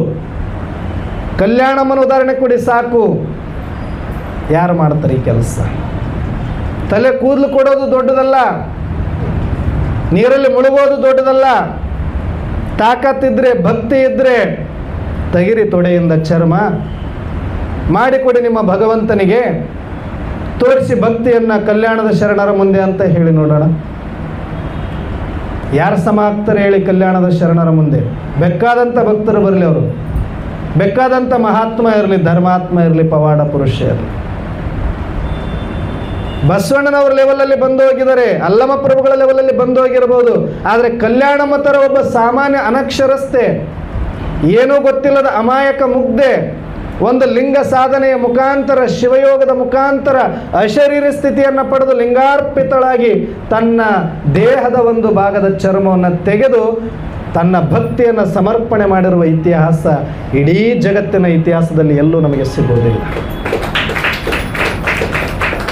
ಅದಾದಿದ್ದೇ ತಡ ಆ ಕಲ್ಯಾಣಮ್ಮ ಮಾಡಿರುವ ಕ್ರಾಂತಿ ಇಷ್ಟು ಸಾಕು ಅಂತ ಹೇಳ್ತಾ ಅನುಭವ ಮಂಟಪ. ಇನ್ನು ಶರಣರು ಮಾಡಬೇಕಾಗಿರೋದು ಇನ್ನೇನು ಇಲ್ಲ. ಬಸವಣ್ಣ ಮಾಡಬೇಕಾಗಿರೋದು ಮಾಡಿ ಆಯಿತು, ಅಲ್ಲಮ ಪ್ರಭುಗಳು ಮಾಡಬೇಕಾಗಿರೋದು ಮಾಡಿ ಆಯಿತು, ಚನ್ನ ಬಸವಣ್ಣ ಮಾಡಬೇಕಾಗಿರೋದು ಮಾಡಿ ಆಯಿತು, ಗಂಗಾಂಬಿಕೆ ನೀಲಾಂಬಿಕೆ ಶರಣೆಯರು ಮಾಡಿದ್ದು ಮಾಡಿ ಆಯಿತು, ಆಯ್ದಕ್ಕಿ ಲಕ್ಕಮ್ಮ, ಮಡಿವಾಳ ಮಾಚಯ್ಯ, ಸಿದ್ದರಾಮ ಎಲ್ಲರೂ ಏನೆಲ್ಲ ತಮ್ಮನ್ನು ಸಮರ್ಪಣೆ ಮಾಡಬೇಕಾಗಿತ್ತು ಎಲ್ಲರೂ ಮಾಡಿ ಆಗಿತ್ತು. ಅನುಭವ ಮಂಟಪಕ್ಕೆ ಸಾಕು ಸಾಕು ಸಾಕು ಅನಿಸಿ ಹೋಗಿತ್ತು. ಅಷ್ಟು ತ್ಯಾಗ, ಅಷ್ಟು ತಪಸ್ಸು, ಅಷ್ಟು ಸೇವೆ, ಅಷ್ಟು ನಿಷ್ಠೆ, ಅಷ್ಟು ಪ್ರಾಮಾಣಿಕತೆ ಆ ಅನುಭವ ಮಂಟಪದ ಶರಣರು ತೋರಿಸಿದ್ರು ಜಗತ್ತಿಗಾಗಿ. ಇನ್ನೇನು ಮಾಡೋದು ಉಳಿಸಿದ್ರು ಹೇಳಿ? ಭಕ್ತಿ, ಜ್ಞಾನ, ವಿವೇಕ, ವೈರಾಗ್ಯ, ತ್ಯಾಗ, ತಪಸ್ಸು, ದಾಸೋಹ, ಜಂಗಮ ಸೇವೆ, ಕಾಯಕ, ಇನ್ನೇನು ಬೇಕಿತ್ತು ಜಗತ್ತಿಗೆ? ಜಗತ್ತಿಗೆ ಬೇಕಾಗಿರುವ ಒಬ್ಬ ಮನುಷ್ಯನ ಸಾರ್ಥಕತೆ ಪಡೀಲಿಕ್ಕೆ ಏನೆಲ್ಲ ವಿದ್ಯೆಗಳು ಬೇಕು, ಏನೆಲ್ಲ ಮಾಡಿ ತೋರಿಸಬೇಕಾಗಿತ್ತು, ಅದೆಲ್ಲವನ್ನು ಅನುಭವ ಮಂಟಪದ ಶರಣರು ಮಾಡಿ ಆಗಿತ್ತು. ಇನ್ನೂ ಮಾಡಲಿಕ್ಕೆ ಅವರಲ್ಲಿ ಬೇಕಾದಷ್ಟು ಉಮ್ಮಂಗ, ಉತ್ಸಾಹ ಇತ್ತು. ಆದರೆ ಜಗತ್ತಿನ ಇತಿಹಾಸ, ಸೃಷ್ಟಿಕರ್ತ ಹೇಳಿದ್ರು ಸಾಕು ಸಾಕು, ಸಂತೃಪ್ತವಾಗಿದ್ದೇನೆ ನಾನು, ಜಗತ್ತು ತೃಪ್ತಿಯಾಗಿದೆ, ಜಗತ್ತಿಗೆ ಬೇಕಾದಷ್ಟು ನಿಮ್ಮಿಂದ ಸಂದೇಶ ಸಿಕ್ಕಾಗಿದೆ, ಇನ್ನೂ ನೀವು ತ್ಯಾಗ ಮಾಡಿದರೆ ಪರಮಾತ್ಮನನ್ನು ಮೀರಿಸಿದ ಶರಣರು. ಪರಮಾತ್ಮನಿಗಿಂತ ನಿಮ್ಮ ಮಹಿಮೆ ಮೇಲು ಹೋಗಿದೆ ಈಗ ಆಲ್ರೆಡಿ, ಇನ್ನೇನು ಮಾಡೋದು ಬಾಕಿ ಇದೆ, ಸಾಕು ಅಂತ ಕಲ್ಯಾಣಮ್ಮನ ಒಂದು ದೃಶ್ಯದಿಂದ, ಕಲ್ಯಾಣಮ್ಮ ಮಾಡಿರುವ ಒಂದು ಭಕ್ತಿಯ ಪರಾಕಾಷ್ಠೆಯಿಂದ ಅವತ್ತಿಗೆ ಪೂರ್ಣ ವಿರಾಮ ಬೀಳುತ್ತೆ ಅನುಭವ ಮಂಟಪಕ್ಕೆ. ಅಲ್ಲಿಂದ ನಡೆದದ್ದೇ ಬೇರೆ ಇತಿಹಾಸ. ಅಲ್ಲಿ ತನಕ ಮಾತ್ರ ಕಾಯಕ, ದಾಸೋಹ, ಸೇವೆ, ಜಂಗಮ ಸೇವೆ ಎಲ್ಲವೂ ನಡೀತು. ಅವತ್ತಿಗೆ ಅದು ವಿಪರೀತ ಆಗಿತ್ತು. ಭಕ್ತಿ ಪರಾಕಾಷ್ಠೆ ಮೆರೆದಿದ್ಲು ಕಲ್ಯಾಣಮ್ಮ. ಆಗ ಪರಮಾತ್ಮನೇ ಸಾಕು, ಧನ್ಯರಾದರೆ ನೀವು, ನಾನು ಧನ್ಯನಾದೆ ಅಂತ ಸ್ವಯಂ ಶಿವ ಮೆಚ್ಚಿಕೊಂಡು ಅಲ್ಲಿಂದ ಅವರೆಲ್ಲರ ಇತಿಹಾಸಕ್ಕೆ ಒಂದು ಪೂರ್ಣ ವಿರಾಮ ಇರುವಂಥ ಕ್ರಾಂತಿ ಆರಂಭ ಆಯಿತು. ಅಷ್ಟಾಗಿದ್ದೇ ತಡ ಅಪ್ಪ, ನಾನು ಪ್ರಾಯಶ್ಚಿತ್ತಕ್ಕಾಗಿ ತಂದ ಪಾದರಕ್ಷೆಗಳನ್ನು ಕಾಲಲ್ಲಿ ಮೆಟ್ಟದೆ ತಲೆ ಮೇಲೆ ಹೊತ್ತು ಮತ್ತು ನನ್ನ ಭಾರವನ್ನು ಹೆಚ್ಚು ಮಾಡಿದೆ. ಆಗ ಬಸವಣ್ಣ ಹೇಳ್ತಾನೆ, ಹರಳಯ್ಯ, ನೀನು ಸಾಮಾನ್ಯ ಅಲ್ಲ, ಕಲ್ಯಾಣಮ್ಮ ಸಾಮಾನ್ಯಳಲ್ಲ. ಇಲ್ಲಿರುವಂಥ ಎಲ್ಲ ಶರಣರು ನಾವು ಸರಿ ಸಮಾನರಿದ್ದೀವಿ. ಇಲ್ಲಿ ಪ್ರಾಯಶ್ಚಿತ್ತ ಪಡುವ ಅವಶ್ಯಕತೆ ಇಲ್ಲ. ನಿನ್ನಿಂದ ಜಗತ್ತು ಬೆಳಗಾಗಿದೆ. ಈಗ ನೀನು ಸಾಮಾನ್ಯ ಶರಣರಲ್ಲ, ನಿನ್ನಿಂದ ದೊಡ್ಡ ಮಹಾನ್ ಸಂದೇಶ ಜಗತ್ತಿಗೆ ಹೋಗಿ ಆಗಿದೆ. ನೀವು ತೆಗೆದುಕೊಂಡು ಮನೆಗೆ ಹೋಗಿ ಅಂತ ಕಳಿಸ್ತಾರೆ. ಆಗ ಹರಳಯ್ಯ ಬಹಳ ಭಕ್ತಿಯಿಂದ ಅವುಗಳನ್ನು ಒತ್ತುಕೊಂಡು ಬರ್ತಾ ಇರ್ತಾನೆ ತಲೆ ಮೇಲೆ. ಯಾಕಂದರೆ ಅಪ್ಪ ಬಸವಣ್ಣನೇ ಹೋಗಬೇಕಾದ್ರೆ ಕೈಯಲ್ಲಿ ಹಿಡ್ಕೊಂಡು ಹೋಗಿರ್ತಾನೆ ಹರಳಯ್ಯ. ಯಾವಾಗ ಅಪ್ಪ ಬಸವಣ್ಣ ತಲೆ ಮೇಲೆ ಇಟ್ಕೊಳ್ತಾನೆ, ಆಗ ಬರಬೇಕಾದ್ರೆ ತಾನೂ ಕೂಡ ಅಪ್ಪ ಬಸವಣ್ಣ ಮುಟ್ಟಿದ್ದಾನೆ ಅಂತೇಳಿ ತಲೆ ಮೇಲೆ ಒತ್ತು ಅವನು ತೆಗೆದುಕೊಂಡು ಬರ್ತಿರ್ಬೇಕಾದ್ರೆ ಮದುವಯ್ಯ ನೋಡ್ತಾನೆ. ಏನೋ ಹರಳ, ಏನೋ ಒತ್ಕೊಂಡು ಹೊರಟಿದೆಯಲ್ಲ. ಏನಿಲ್ರಪ್ಪ, ಪಾದರಕ್ಷ. ಆಗ ಮದುವಯ್ಯ ಹೇಳ್ತಾನೆ, ನಾನು ಹೇಳಿದೆ ಎಷ್ಟು ದಿನ ಆಯಿತು ಮೆಟ್ಟುಗಳು ಮಾಡಲಿಕ್ಕೆ, ನನಗೆ ಮಾಡಿಕೊಡದೆ ನೀನು ಯಾರಿಗೆ ತೆಗೆದುಕೊಂಡು ಹೋಗಿದ್ದೆ, ತೋರಿಸು ನೋಡೋಣ ಅಂತಾನ. ಇವು ಬೇಡಪ್ಪ, ಇವು ಅಪ್ಪ ಬಸವಣ್ಣಗಾಗಿ ಮಾಡಿರೋದು. ಇವು ಯಾರು ಮನುಷ್ಯ ಮಾತ್ರ ಹಾಕೋದಲ್ಲ, ಇವು ಭಕ್ತಿಯಿಂದ ಸಮರ್ಪಿತವಾಗಿರೋದು, ಲಿಂಗಾರ್ಪಿತವಾಗಿರೋದು. ಇವುಗಳು ಬೇಡ, ನೀವು ಸ್ವಲ್ಪ ಸಮಯ ಕೊಡಿ, ಮತ್ತೆ ಮಾಡಿಕೊಡ್ತೇನೆ ಅಂತಾನೆ. ಆದರೆ ಅಧಿಕಾರದ ಮದ, ಅಂತಸ್ತಿನ ದಿಮಾಕು ಹರಳಯ್ಯನನ್ನು ಎಳೆದು ಅವುಗಳನ್ನು ತನ್ನ ಸಹಾಯಕ ಭಟನಿಂದ ತೆಗೆಸಿ ಕಾಲಲ್ಲಿ ಹಾಕಿ ಮೆಟ್ಟುತ್ತಾನೆ. ಮೆಟ್ಟಿದ ತಕ್ಷಣವೇ ಉರಿ ಆರಂಭ ಆಗುತ್ತೆ. ಮೈಯೆಲ್ಲ ಉರಿ, ಮೆಟ್ಟುಕೊಳ್ಳೋಕ್ಕಾಗೋದಿಲ್ಲ. ಆ ಪಾದರಕ್ಷೆಗಳನ್ನು ಬಿಸಾಡಿ ತಾನು ಉರಿ ಉರಿ ಉರಿ ಅಂತ ಬಿದ್ದು ಹೊರಳಾಡ್ತಾನೆ. ಆಗ ಹರಳಯ್ಯ ಹೇಳ್ತಾನೆ, ಹೇಳಿದಿವರಪ್ಪ ನಾವು, ಇವು ಅಪ್ಪ ಬಸವಣ್ಣನವರು ಮುಟ್ಟಿರುವ ಲಿಂಗಾರ್ಪಿತ ಆಗಿರುವಂಥ ಪಾದರಕ್ಷೆಗಳನ್ನು ಮುಟ್ಟಬೇಡಿ, ಸುಟ್ಟು ಹೋಗ್ತೀರಿ ಅಂತ ಹೇಳಿದ್ವಿ. ಪುಣ್ಯಾತ್ಮ ಬಸವಣ್ಣ ಯಾರನ್ನೂ ಕೂಡ ಹಿಂಸೆ ಮಾಡೋದಿಲ್ಲ, ಸುಡಬೇಕಾಗಿತ್ತು. ಆದರೆ ಆ ಬಸವರಸನ ಕೃಪೆಯಿಂದ ಇನ್ನೂ ಬರೀ ಉರಿಯಲ್ಲಿ ನಿಂತಿದೆ ನಿಮಗೆ ಅಂತ ಹೇಳಿ ಅವುಗಳನ್ನು ತೆಗೆದುಕೊಂಡು ಮನೆಗೆ ಹೋಗ್ತಾನೆ. ಆಗ ಮದುವಯ್ಯನ ಹೆಂಡತಿ ಮಗಳು ಎಲ್ಲೂ ಹೋದರೂ ಇವರು ಬರಲಿಲ್ಲ ನಮ್ಮ ಯಜಮಾನರು ಅಂತ ನೋಡಿದಾಗ ಭಟರು ತಿಳಿಸ್ತಾರೆ, ಈ ರೀತಿ ಆಗಿದೆ ಅಂತ ಬಂದು ಕರೆದುಕೊಂಡು ಹೋಗ್ತಾರೆ. ಒಂದು ದಿನ ಅಲ್ಲ, 2 ದಿನ ಅಲ್ಲ, 15 ದಿನಗಳಾದರೂ ಕೂಡ ಉರಿ ಉರಿ ಉರಿ ಅಂತ ಊಟ ಇಲ್ಲ, ನೀರಿಲ್ಲ, ನೀರಡಿಕೆ ಇಲ್ಲ, ನಿದ್ರೆ ಇಲ್ಲ. ಪಶ್ಚಾತ್ತಾಪದ ಬೇಗೆಯಲ್ಲಿ ಬೇಯ್ತಾ ಇದ್ದಾನೆ. ಏನು ತಪ್ಪು ಮಾಡಿಬಿಟ್ಟೆ ನಾನು, ಎಂಥ ತಪ್ಪು ಮಾಡಿದೆ ಅಂತ. ಆಗ ಎಲ್ಲ ವೈದ್ಯರು ಮುಗಿದ್ರು, ಎಲ್ಲ ಔಷಧಿಗಳು ಮುಗೀತು, ಕಡಿಮೆ ಆಗಲಿಲ್ಲ. ಕೊನೆಗೊಂದು ಸಂಕಲ್ಪ ಬಂತು ಮದುವಯ್ಯನ ಹೆಂಡತಿಗೆ. ಹೇಗಾದರೂ ಮಾಡಿ ಈ ವಿಚಾರವನ್ನು ಅಪ್ಪ ಬಸವಣ್ಣನಿಗೆ ತಿಳಿಸಿದರೆ ಪರಿಹಾರ ದೊರಕೀತು.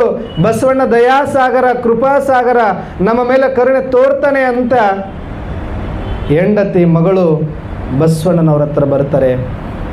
ಆಗ ಅಪ್ಪ ಬಸವಣ್ಣ, ಈ ರೀತಿ ಆಗೋಗಿದೆ, ನನ್ನ ಪತಿ ಈ ರೀತಿಯಾಗಿ ಉರುಳಾಡ್ತಾ ಇದ್ದಾರೆ, ಅವರಿಗೆ ನಿದ್ರೆ ನೀರಡಿಕೆ ಏನೂ ಇಲ್ಲ, ತುಂಬ ಬಳಲ್ತಾ ಇದ್ದಾರೆ, ಏನಾದರೂ ಪರಿಹಾರ ಕೊಡಿ.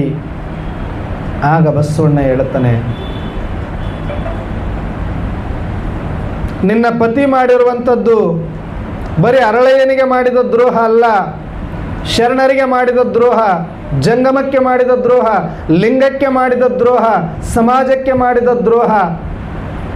ಹರಳಯ್ಯ ಮಾಡುವ ಕೆಲಸ ಕೀಳು ಅಂತ ತಿಳಿದು ಆತನನ್ನು ಕೀಳಾಗಿ ಮಾತನಾಡಿಸಿ ಆತನ ಮಾತಿಗೂ ಬೆಲೆ ಕೊಡದೆ ಈ ಒಂದು ಕೃತ್ಯವನ್ನು ಎಸಗಿದ್ದಾನೆ. ನಿನ್ನ ಗಂಡ ಅಪರಾಧಿ ಹೌದೋ ಅಲ್ಲೋ ಅಂತ ಕೇಳುತ್ತಾರೆ. ಹೌದಪ್ಪ, ತಿಳಿಯದೆ ಮಾಡಿದೆ, ತಪ್ಪಾಗೋಗಿದೆ, ಏನಾದರೂ ಪರಿಹಾರ ಹೇಳಿ ಅಂತ ಕೇಳಿಕೊಳ್ತಾರೆ. ಹರಳಯ್ಯ ನೋಡಲಿಕ್ಕೆ ಕಡಿಮೆ ಸಣ್ಣ ಕಾಯಕ ಮಾಡ್ತಿರ್ಬೋದು, ಆದರೆ ಕಾಯಕದಲ್ಲಿ ಶ್ರೇಷ್ಠ ಕನಿಷ್ಠ ಅನ್ನೋದಿಲ್ಲ, ಕಾಯಕದಲ್ಲಿ ದೊಡ್ಡದು ಸಣ್ಣದು ಅನ್ನೋದಿಲ್ಲ. ಈ ಶರಣರು ಕೊಡುವಂಥ ಸಂದೇಶ ಅದೇ ಆಗಿತ್ತು. ಎಲ್ಲರ ಕಾಯಕಕ್ಕೂ ಕೂಡ ಒಂದೇ ಬೆಲೆ. ಇಲ್ಲಿ ಎಲ್ಲರೂ ಎಲ್ಲ ಕಾಯಕಗಳು ಈ ಸಮಾಜಕ್ಕೆ ಬೇಕಾಗಿರೋದೇ ಮಾಡ್ತಿರೋದ್ರಿಂದ ಕಾಯಕದಿಂದ ನಾವು ಯಾರನ್ನೂ ಸಣ್ಣವರು ದೊಡ್ಡವರು ಅನ್ನಬಾರದು. ಹರಳಯ್ಯ ಸಾಮಾನ್ಯ ಅಲ್ಲ, ಆತ ಸಣ್ಣ ಜಾತಿ ಆತ ಅಲ್ಲ, ಆತ ಸಣ್ಣ ಮನುಷ್ಯ ಅಲ್ಲ, ಆತ ಲಿಂಗವನ್ನೇ ಒಲಿಸಿಕೊಂಡ ಮಹಾಶರಣ ಇದ್ದಾನೆ. ಇದಕ್ಕೆ ಉತ್ತರ ನನ್ನ ಹತ್ರ ಇಲ್ಲ, ಆತನಲ್ಲಿಯೇ ನಿಮಗೆ ಸಿಗಬೇಕು ಅಂತ ಹೇಳ್ತಾರೆ. ಆಗ ಏನು ಮಾಡಬೇಕ್ರಪ್ಪ ನಾವು ಅಂತಾರೆ. ಏನೂ ಇಲ್ಲ, ಹರಳಯ್ಯನ ಮನೆಗೆ ಹೋಗಿ ನಾನು ಕ್ಷಮಿಸಲಿಕ್ಕೆ ನನ್ನ ಹತ್ರನೂ ಅಧಿಕಾರ ಇಲ್ಲ, ಕ್ಷಮಿಸಬೇಕಾಗಿರೋದು ಕಲ್ಯಾಣಮ್ಮ ಹರಳಯ್ಯ. ಹಾಗಾಗಿ ಅವರ ಮನೆಗೆ ಹೋಗಿ ಅವರನ್ನು ಕ್ಷಮೆ ಕೇಳಿ ಅವರು ಮಾಡುವಂಥ ಕಾಯಕ, ಪಾದರಕ್ಷೆಗಳನ್ನು ಒಲಿಯುವ ಕಾಯಕ, ಆ ಪಾದರಕ್ಷೆಗಳನ್ನು ಹೊಲಿಲಿಕ್ಕೆ, ಪಾದರಕ್ಷೆಗಳನ್ನು ಮೊದಲು ಚರ್ಮವನ್ನು ಹದ ಮಾಡಲಿಕ್ಕೆ ಒಂದು ಮಡಿಕೆಯಲ್ಲಿ ನೀರನ್ನು ಇಟ್ಟುಕೊಂಡು ಅವರು ಆ ಒಂದು ಚರ್ಮವನ್ನು ನೆನೆಯಲಿಕ್ಕೆ ಏನು ನೀರನ್ನು ಇಟ್ಕೊಂಡಿರ್ತಾರೆ, ಆ ನೀರನ್ನು ತೆಗೆದುಕೊಂಡು ಹೋಗಿ ನಿನ್ನ ಗಂಡನ ಮೇಲೆ ಲೇಪಿಸಿದಾಗ, ನಿನ್ನ ಗಂಡನ ಮೇಲೆ ಸುರಿದಾಗ ಆತನ ಉರಿ ಕಡಿಮೆ ಆದೀತು ಅನ್ನುವಂಥ ಒಂದು ಸೂತ್ರವನ್ನು ಹೇಳಿ ಕಳಿಸ್ತಾರೆ. ಆಗ ಕೃತಜ್ಞತೆಯನ್ನು ಸಲ್ಲಿಸಿ ಓಡೋಡಿ ಮಗಳ ಜೊತೆಗೆ ಯಾರ ಮನೆಗೆ ಬರ್ತಾರೆ? ಯಾರ ಮನೆಗೆ? ಅರಳಯ್ಯನ ಮನೆಗೆ ಬರ್ತಾರೆ. ತಪ್ಪಾಯಿತು ಶರಣರೇ, ನಿಮ್ಮನ್ನು ಈ ರೀತಿಯಾಗಿ ನೋಡಿದ್ದು ನನ್ನ ಪತಿಯ ತಪ್ಪು, ಅದರ ಜೊತೆಗೆ ಅದರ ಮೇಲಾಗಿ ನಿಮ್ಮ ಮಾತನ್ನು ಕೇಳದೆ ಆ ಒಂದು ಪಾದರಕ್ಷೆಗಳನ್ನು ಮೆಟ್ಟಿದ್ದು ಮತ್ತೊಂದು ತಪ್ಪು. ಅವರ ಪರವಾಗಿ ನಾವು ನಿಮಗೆ ಶರಣಾಗ್ತೇವೆ ಅಂತ ಶರಣಾರ್ಥಿಗಳನ್ನು ತಿಳಿಸಿ ಬಸವಣ್ಣನವರು ತಿಳಿಸಿದ ಉಪಾಯವನ್ನು ಹೇಳಿದ ಮೇಲೆ ಬಹಳ ಆ ಬಸವಣ್ಣನ ಮಹಿಮೆ ನಾವೇನು ಬಲ್ಲೆವು, ಆ ಬಸವರಸರ ಆಜ್ಞೆ ಆದ ಮೇಲೆ ನನ್ನದೇನಿದೆ ಕ್ಷಮಿಸುವಂಥದ್ದು ಅಂತ ಬಹಳ ಪ್ರೀತಿಯಿಂದ ಆ ಒಂದು ನೀರನ್ನು ತೆಗೆದುಕೊಂಡು ಆ ಮಡಿಕೆಯಿಂದ ಆ ಒಂದು ತಾಯಿಗೆ ಕೊಡುತ್ತಾನೆ. ಮದುವೆಯನ ಹೆಂಡತಿ ಮಗಳು ಸತತವಾಗಿ 15 ದಿನದಿಂದ ಉರಿಯಿಂದ ಬಳಲ್ತಾ ಇರತಕ್ಕಂಥ ಮದುವೆಯನ ಮೇಲೆ ಆ ಒಂದು ನೀರನ್ನು ಸಿಂಪಡಣೆ ಮಾಡುತ್ತಾರೆ. ಸಿಂಪಡಣೆ ಮಾಡಿದ ಒಂದೇ ಕ್ಷಣದಲ್ಲಿ ಪವಾಡ ಸದೃಶ್ಯದಂತೆ ಮೊದಲು ಹೇಗಿದ್ದನೋ ಆಗ ಶಾಂತವಾಗಿ ಎಲ್ಲವೂ ಕೂಡ ಆರೋಗ್ಯವಾಗಿ ಬಹಳ ಖುಷಿಯಿಂದ ಮತ್ತೆ ಪುನಶ್ಚೇತನಗೊಳ್ತಾನೆ. ಆಗ ಆ ಒಂದು ಅಕಸ್ಮಾತಾಗಿ ನಡೆದು ಹೋದಂಥ ಘಟನೆಗೆ ಇಷ್ಟು ನಾನು ಚೇತರಿಸಿಕೊಂಡೆ ಅಂತ ನೋಡಿಕೊಂಡು, ಆಗ ಯಾವ ಔಷಧಿಯನ್ನು ಹಚ್ಚಿದ್ರಿ, ಎಲ್ಲಿಂದ ತಂದ್ರಿ ಈ ಔಷಧಿ, ಎಂಥ ದಿವ್ಯ ಔಷಧಿ ಇದು ಎಂಥ ಪವಾಡದಂತೆ ಕೆಲಸ ಮಾಡ್ತು ಅಂತ ಆಕೆಗೆ ಮೊದಲು ಕೃತಜ್ಞತೆಯನ್ನು ಸಲ್ಲಿಸ್ತಾನೆ. ಅದಾದ ಮೇಲೆ ಆಕೆ ಹೇಳ್ತಾಳೆ, ಇಲ್ಲ, ನೀವು ಮಾಡಿದ್ದು ತಪ್ಪು, ನಾವು ಅಧಿಕಾರದ ಒಂದು ಅಂತಸ್ತಿನ ಮದದಿಂದ ನಾವು ಅವರ ಜೊತೆ ನಡೆದುಕೊಂಡಿರುವ ರೀತಿ, ನೀವು ನೋಡಿರುವ ದೃಷ್ಟಿ ಬಹಳ ತಪ್ಪಾಗಿದೆ. ಆ ಕಲ್ಯಾಣದ ಶರಣರ ತಂಟೆಗೆ ಯಾರು ಬಂದರೂ ಕೂಡ ಉಳಿಯೋದಿಲ್ಲ. ಅವರು ಒಬ್ಬೊಬ್ಬರು ಕೂಡ ಸಾಮಾನ್ಯರಲ್ಲ, ಲಿಂಗಾರ್ಪಿತವಾಗಿರ್ತಕ್ಕಂಥ ಜಂಗಮ ಸ್ವರೂಪಿಗಳವರು. ಅವರನ್ನು ಸಾಮಾನ್ಯರಂತ ಕಂಡಿದ್ದು ಮಹಾಪರಾಧ. ಅವರ ಮನೆಯಿಂದ ತಂದಿರುವ ನೀರಿನಿಂದಲೇ ಇವತ್ತು ನೀವು ಈ ರೀತಿ ಆಗಿರೋದು ಅಂದಾಗ, ಅಂಥ ಅರಳಯ್ಯ ನನ್ನ ಜೀವನದಲ್ಲಿ 2ನೇ ಜೀವನವನ್ನು ಪ್ರದಾನ ಮಾಡಿದ್ದಾನೆ. ಈ ಜೀವನದಲ್ಲಿ ಆಲ್ರೆಡಿ ನಾನು ಬದುಕಿಯೂ ಕೂಡ ಸತ್ತಂಥ ಅನುಭವವನ್ನು, ನರಕ ಯಾತನೆಯನ್ನು ನಾನು ಮಾಡಿದೆ. ಆದರೆ ಪುನರ್ಜನ್ಮವನ್ನು ಕೊಟ್ಟ ಪುಣ್ಯಾತ್ಮ ಅರಳಯ್ಯ, ಆತನ ಋಣ ಹೆಂಗೆ ತೀರಿಸೋದು ಅಂತ ಈತ ಯೋಚನೆ ಮಾಡ್ತಾನೆ.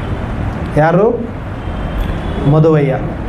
ಆತನ ನೀರಿನಿಂದ ನನ್ನ ರೋಗ, ನನ್ನ ಉರಿ ವಾಸಿಯಾಗಿದೆ ಅಂದ ಮೇಲೆ ಈತನ ಒಂದು ಋಣವನ್ನು ತೀರಿಸಲಿಕ್ಕೆ ಏನಾದರೂ ಒಂದು ಉಪಾಯ ಮಾಡಬೇಕು ಅಂತ. ಆವಾಗೂ ಕೂಡ ಮತ್ತೆ ಮದುವೆಯನ ಹೆಂಡತಿ ಮತ್ತೆ ಉಪಾಯ ಕೊಡ್ತಾಳೆ. ಅವಾಗ ಅಲ್ಲಿ ಅರಳಯ್ಯನಿಗೆ ಕಲ್ಯಾಣಮ್ಮ ಉಪಾಯ ಕೊಟ್ಟಿದ್ಲು, ಇಲ್ಲಿ ಮದುವೆಯನಿಗೆ ಆತನ ಹೆಂಡತಿ ಉಪಾಯ ಕೊಡ್ತಾಳೆ. ಏನಿಲ್ಲ, ನಾವು ಶರಣರಾಗಬೇಕು, ನಾವು ಶರಣರ ಜೊತೆ ಇದ್ದು ಶರಣರ ಸೇವೆ, ಜಂಗಮ ಸೇವೆ ಮಾಡಬೇಕು. ಅವರಂತೆ ನಾವು ಬದುಕಿ ಬಾಳಿ ಜೀವನವನ್ನು ಸಾರ್ಥಕ ಮಾಡಿಕೊಂಡು ಈ ಒಂದು ಉಪಕಾರ ಸ್ಮರಣೆಯನ್ನು ತೀರಿಸೋಣ, ಪಶ್ಚಾತ್ತಾಪವನ್ನು ನಾವು ಪರಿಹರಿಸಿಕೊಳ್ಳೋಣ ಅಂತ ಹೇಳಿದಾಗ ಆಗ ಬಹಳ ಖುಷಿಯಿಂದ ಮದುವೆಯ ಒಪ್ಕೊಳ್ತಾನೆ. ಅದರ ಜೊತೆಗೆ ಆ ಖುಷಿಯಲ್ಲಿ ಇನ್ನೊಂದು ಹೇಳ್ತಾರೆ, ನಮಗೊಬ್ಬ ಮಗಳಿದ್ದಾಳೆ, ಅರಳಯ್ಯನಿಗೆ ಒಬ್ಬ ಶೀಲವಂತ ಅನ್ನುವ ಮಗ ಇದ್ದಾನೆ. ಅಂಥ ಶರಣರ ಮಗನಿಗೆ ನಮ್ಮ ಮಗಳನ್ನು ಕೊಡುವ ಮುಖಾಂತರ ನಾವು ಋಣಮುಕ್ತರಾಗೋಣ ಅನ್ನುವಂಥ ನಿರ್ಧಾರಕ್ಕೆ ಇಬ್ಬರು ಬಂದು ಬಿಡುತ್ತಾರೆ. ಒಂದ್ಸಲಿ ಜೋರಾಗಿ ಚಪ್ಪಾಳೆ. ಇದು ಸಾಮಾನ್ಯ ಕಾರ್ಯ ಅಲ್ಲ, ಬಸವಣ್ಣನು ಊಹಿಸಿರದ ಕಾರ್ಯ, ಅಲ್ಲಮ ಪ್ರಭುಗಳು ಊಹಿಸಿರದ ಕಾರ್ಯ. ಇವತ್ತು ಮದುವೆಯ ತಗೊಳ್ತಾ ಇದ್ದಾನೆ. ಅದಕ್ಕೆ ಕಾರಣ ಕಲ್ಯಾಣಮ್ಮ ಮತ್ತು ಅರಳಯ್ಯ. ಅಂದರೆ ಎಲ್ಲಿಂದ ಎಲ್ಲಿಗೆ ಬಂತು ನೋಡಿ. ಇದು ಯಾರು ಮಾಡಬೇಕು? ಇವ್ರು ಮಾಡಬೇಕಂದ್ರೆ ಆಗೋದಲ್ಲ, ಅವರೇ ನಿರ್ಧಾರ ಮಾಡಬೇಕಾಗಿ ಬಂದಾಗ ಅದು ಆಗೋ ಕೆಲಸಗಳೇ ಹೊರತಾಗಿ ಒತ್ತಾಯ ಪೂರ್ವಕವಾಗಿ ಏನೂ ಮಾಡಲಿಕ್ಕೆ ಆಗೋದಿಲ್ಲ. ಆವಾಗ ಅವರು ಬಂದು ಅರಳಯ್ಯನವರಿಗೆ ತಿಳಿಸ್ತಾರೆ.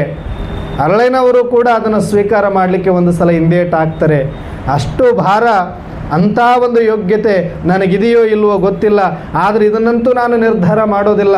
ಇದನ್ನು ಅನುಭವ ಮಂಟಪದಲ್ಲಿ ಚರ್ಚೆಗೆ ಒಳಪಡಿಸೋಣ, ಅಲ್ಲಿ ಏನು ಶರಣರು ನಿರ್ಧಾರ ಮಾಡ್ತಾರೆ ಅದರ ಆಧಾರದ ಮೇಲೆ ಮುಂದುವರಿಯೋಣ ಅಂತ ಹೇಳ್ತಾರೆ.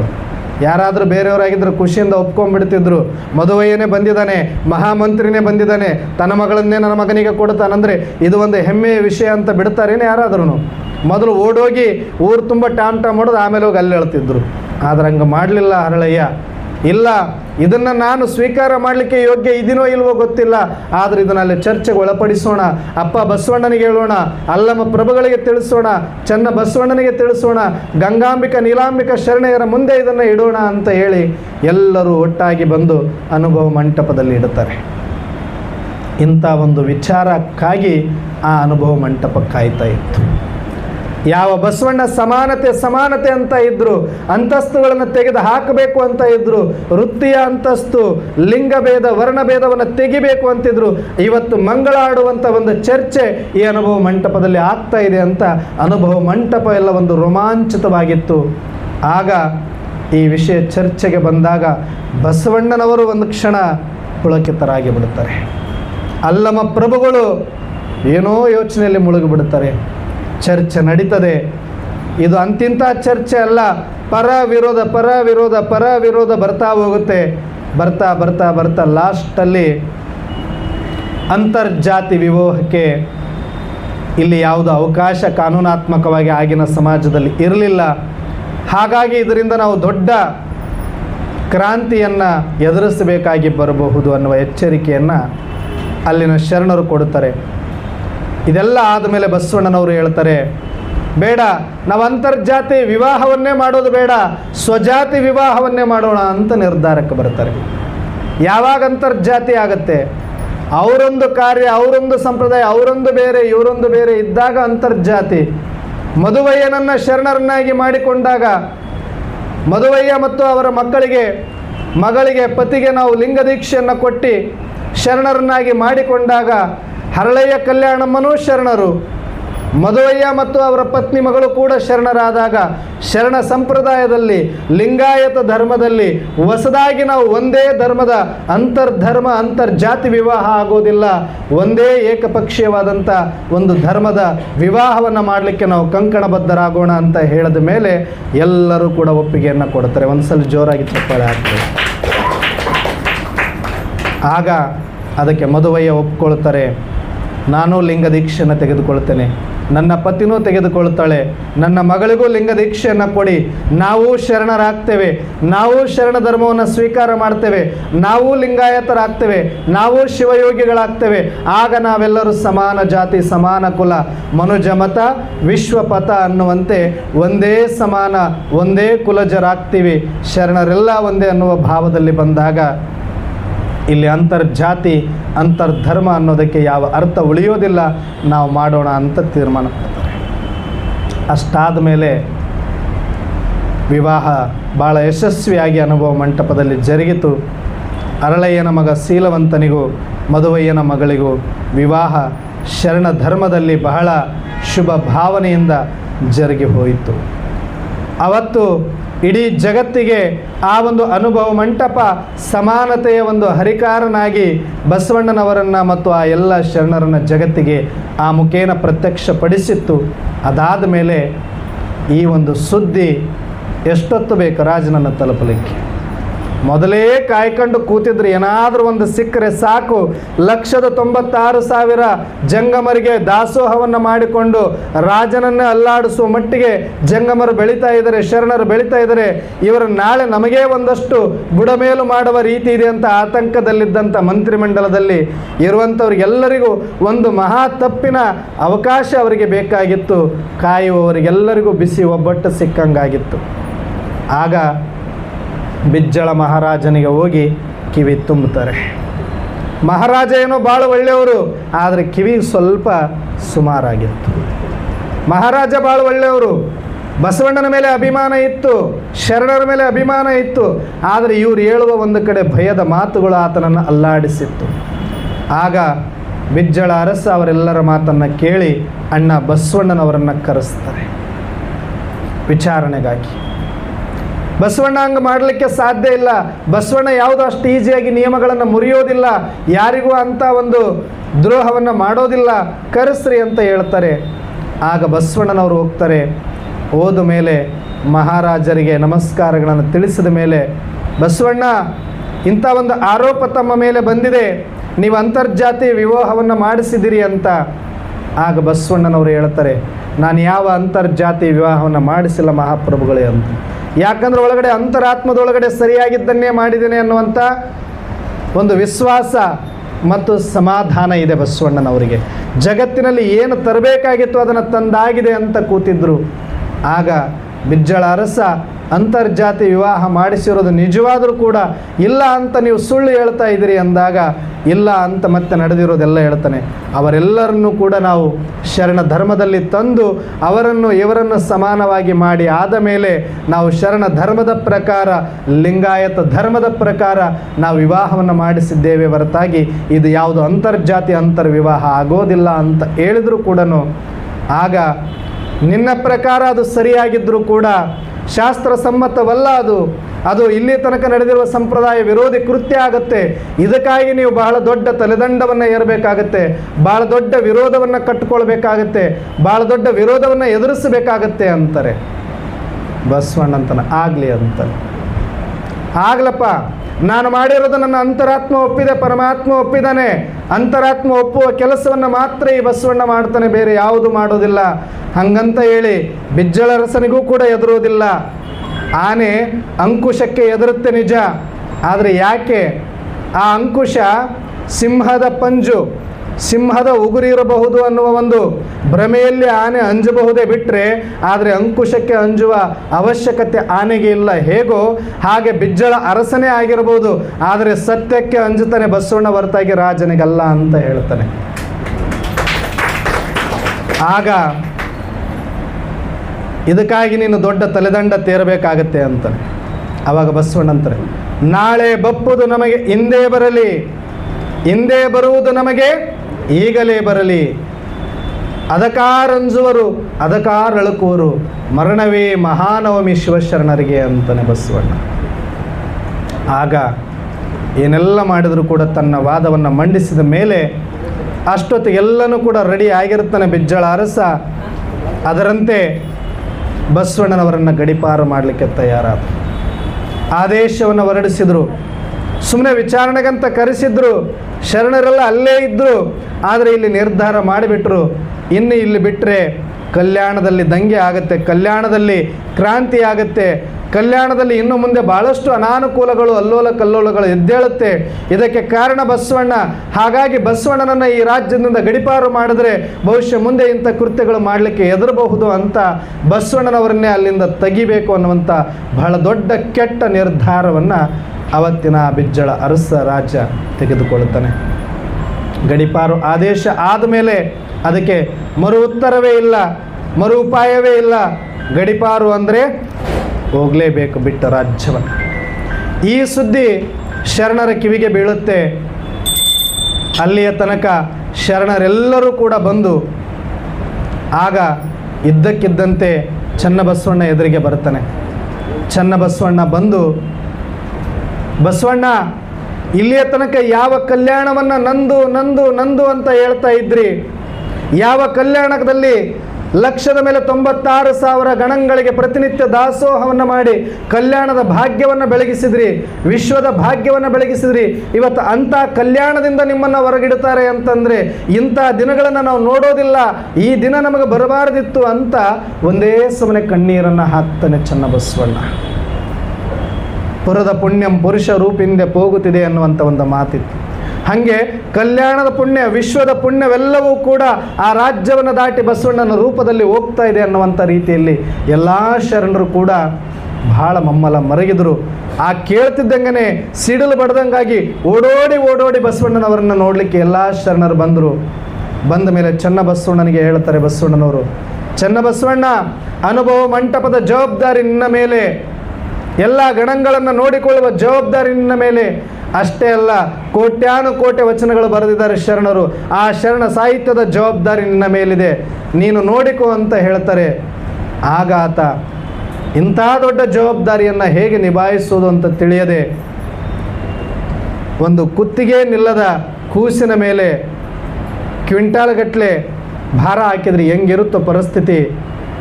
ಭಲೇ ಜ್ಞಾನಿನೇ ಆಗಿದ್ರು ಕೂಡ ಚನ್ನಬಸವಣ್ಣ, ಇಂಥ ಭಕ್ತಿ ಭಂಡಾರಿ ಬಸವಣ್ಣ ಇಲ್ಲದ ಕಲ್ಯಾಣ ನಡೆಸುವ ತಾಕತ್ತು ನನಗಿದೆಯಾ ಅನ್ನುವಂಥ ಒಂದು ರೀತಿ ಭಯ, ಒಂದು ರೀತಿಯ ಆತನ ಒಳಗಡೆ ದುಃಖ ಉಮ್ಮಳಿಸಿ ಬರ್ತಾ ಇತ್ತು. ಆಗ ಬಸವಣ್ಣ ಹೇಳ್ತಾನೆ, ಯಾಕೆ ಅಳ್ತಾ ಇದೆಯಾ, ಯಾಕೆ ಯೋಚಿಸ್ತಾ ಇದೆಯಾ ಚನ್ನಬಸವಣ್ಣ? ನೀನು ಬಂದ ಕೆಲಸಕ್ಕೆ ನಾನು ಬಂದೆನು, ನಾನು ಬಂದ ಕೆಲಸಕ್ಕೆ ನೀವು ಬಂದಿರಿ. ನೀವು ಬಂದಿರುವ ಕೆಲಸಕ್ಕೆ ಅಲ್ಲಮ ಪ್ರಭುಗಳು ಬಂದರು. ಮುಂದೊಂದು ದಿನ ಕಲ್ಯಾಣ ಏನಾಯಿತು? ರಣತೆ ಆಯಿತು. ನಾನು ತೈಲವಾದೆ, ನೀವು ಬತ್ತಿಯಾದಿರಿ. ಅಲ್ಲಮ ಪ್ರಭು ಜ್ಯೋತಿಯಾದರು. ಆದರೆ ಈಗ ಪ್ರಣತೆ ಒಡೆಯಿತು, ತೈಲ ಹರಿಯಿತು, ಜ್ಯೋತಿ ಬಯಲಾಗಿತ್ತು. ಸಾಕು, ಮುಗಿತು. ಮಾಡಬೇಕಾಗಿರೋದೆಲ್ಲ ಮಾಡಿ ಆಗಿದೆ, ಹೇಳಬೇಕಾಗಿರೋದೆಲ್ಲ ಹೇಳಿ ಆಗಿದೆ. ನಿಮ್ಮ ತ್ಯಾಗ, ನಿಮ್ಮ ತಪಸ್ಸು ಯಾವುದು ವ್ಯರ್ಥ ಆಗೋದಿಲ್ಲ. ಮುಂದೊಂದು ದಿನ ಜಗತ್ತಿನಲ್ಲಿ ಪ್ರತಿಯೊಬ್ಬರೂ ಕೂಡ ಇದರ ಬೆಳಕಿನಲ್ಲಿ, ಮಹಾಬೆಳಗಿನಲ್ಲಿ, ಬಯಲಿನಲ್ಲಿ ಬಯಲಾಗಿ ಎಲ್ಲರನ್ನು ಬೆಳಗಿಸುವ ಶಕ್ತಿಯಾಗಿ ನೀವೆಲ್ಲರೂ ನನ್ನ ಜೊತೆ ಇರ್ತೀರಿ. ಇನ್ನು ಅಪ್ಪಣೆ ಕೊಡಿ ಅಂತ ಹೇಳಿ ಬಸವಣ್ಣ ರೆಡಿ ಆಗ್ತಾನೆ. ಇಂಥ ಮಾತನ್ನು ಕೇಳಿ ಗದ್ಗದಿತರಾಗಿರ್ತಕ್ಕಂಥ ಗಂಗಾಂಬಿಕೆ, ನೀಲಾಂಬಿಕೆ, ಅಲ್ಲಮ ಪ್ರಭು, ಸಿದ್ದರಾಮ, ಚನ್ನಬಸವಣ್ಣ, ಮಡಿವಾಳ ಮಾಚಿದೇವ ಎಲ್ಲರೂ ಕೂಡ ಒಂದೇ ಕ್ಷಣ ಹೃದಯ ಕಿತ್ತಿ ಬಂದಂತೆ, ಪ್ರಾಣವೇ ಹೊರಗಡೆ ಬಂದಂತೆ ಆಗಿತ್ತು. ಆದರೆ ಇದು ರಾಜಾಜ್ಞೆ, ಒಪ್ಪಿಕೊಳ್ಳಲೇಬೇಕು.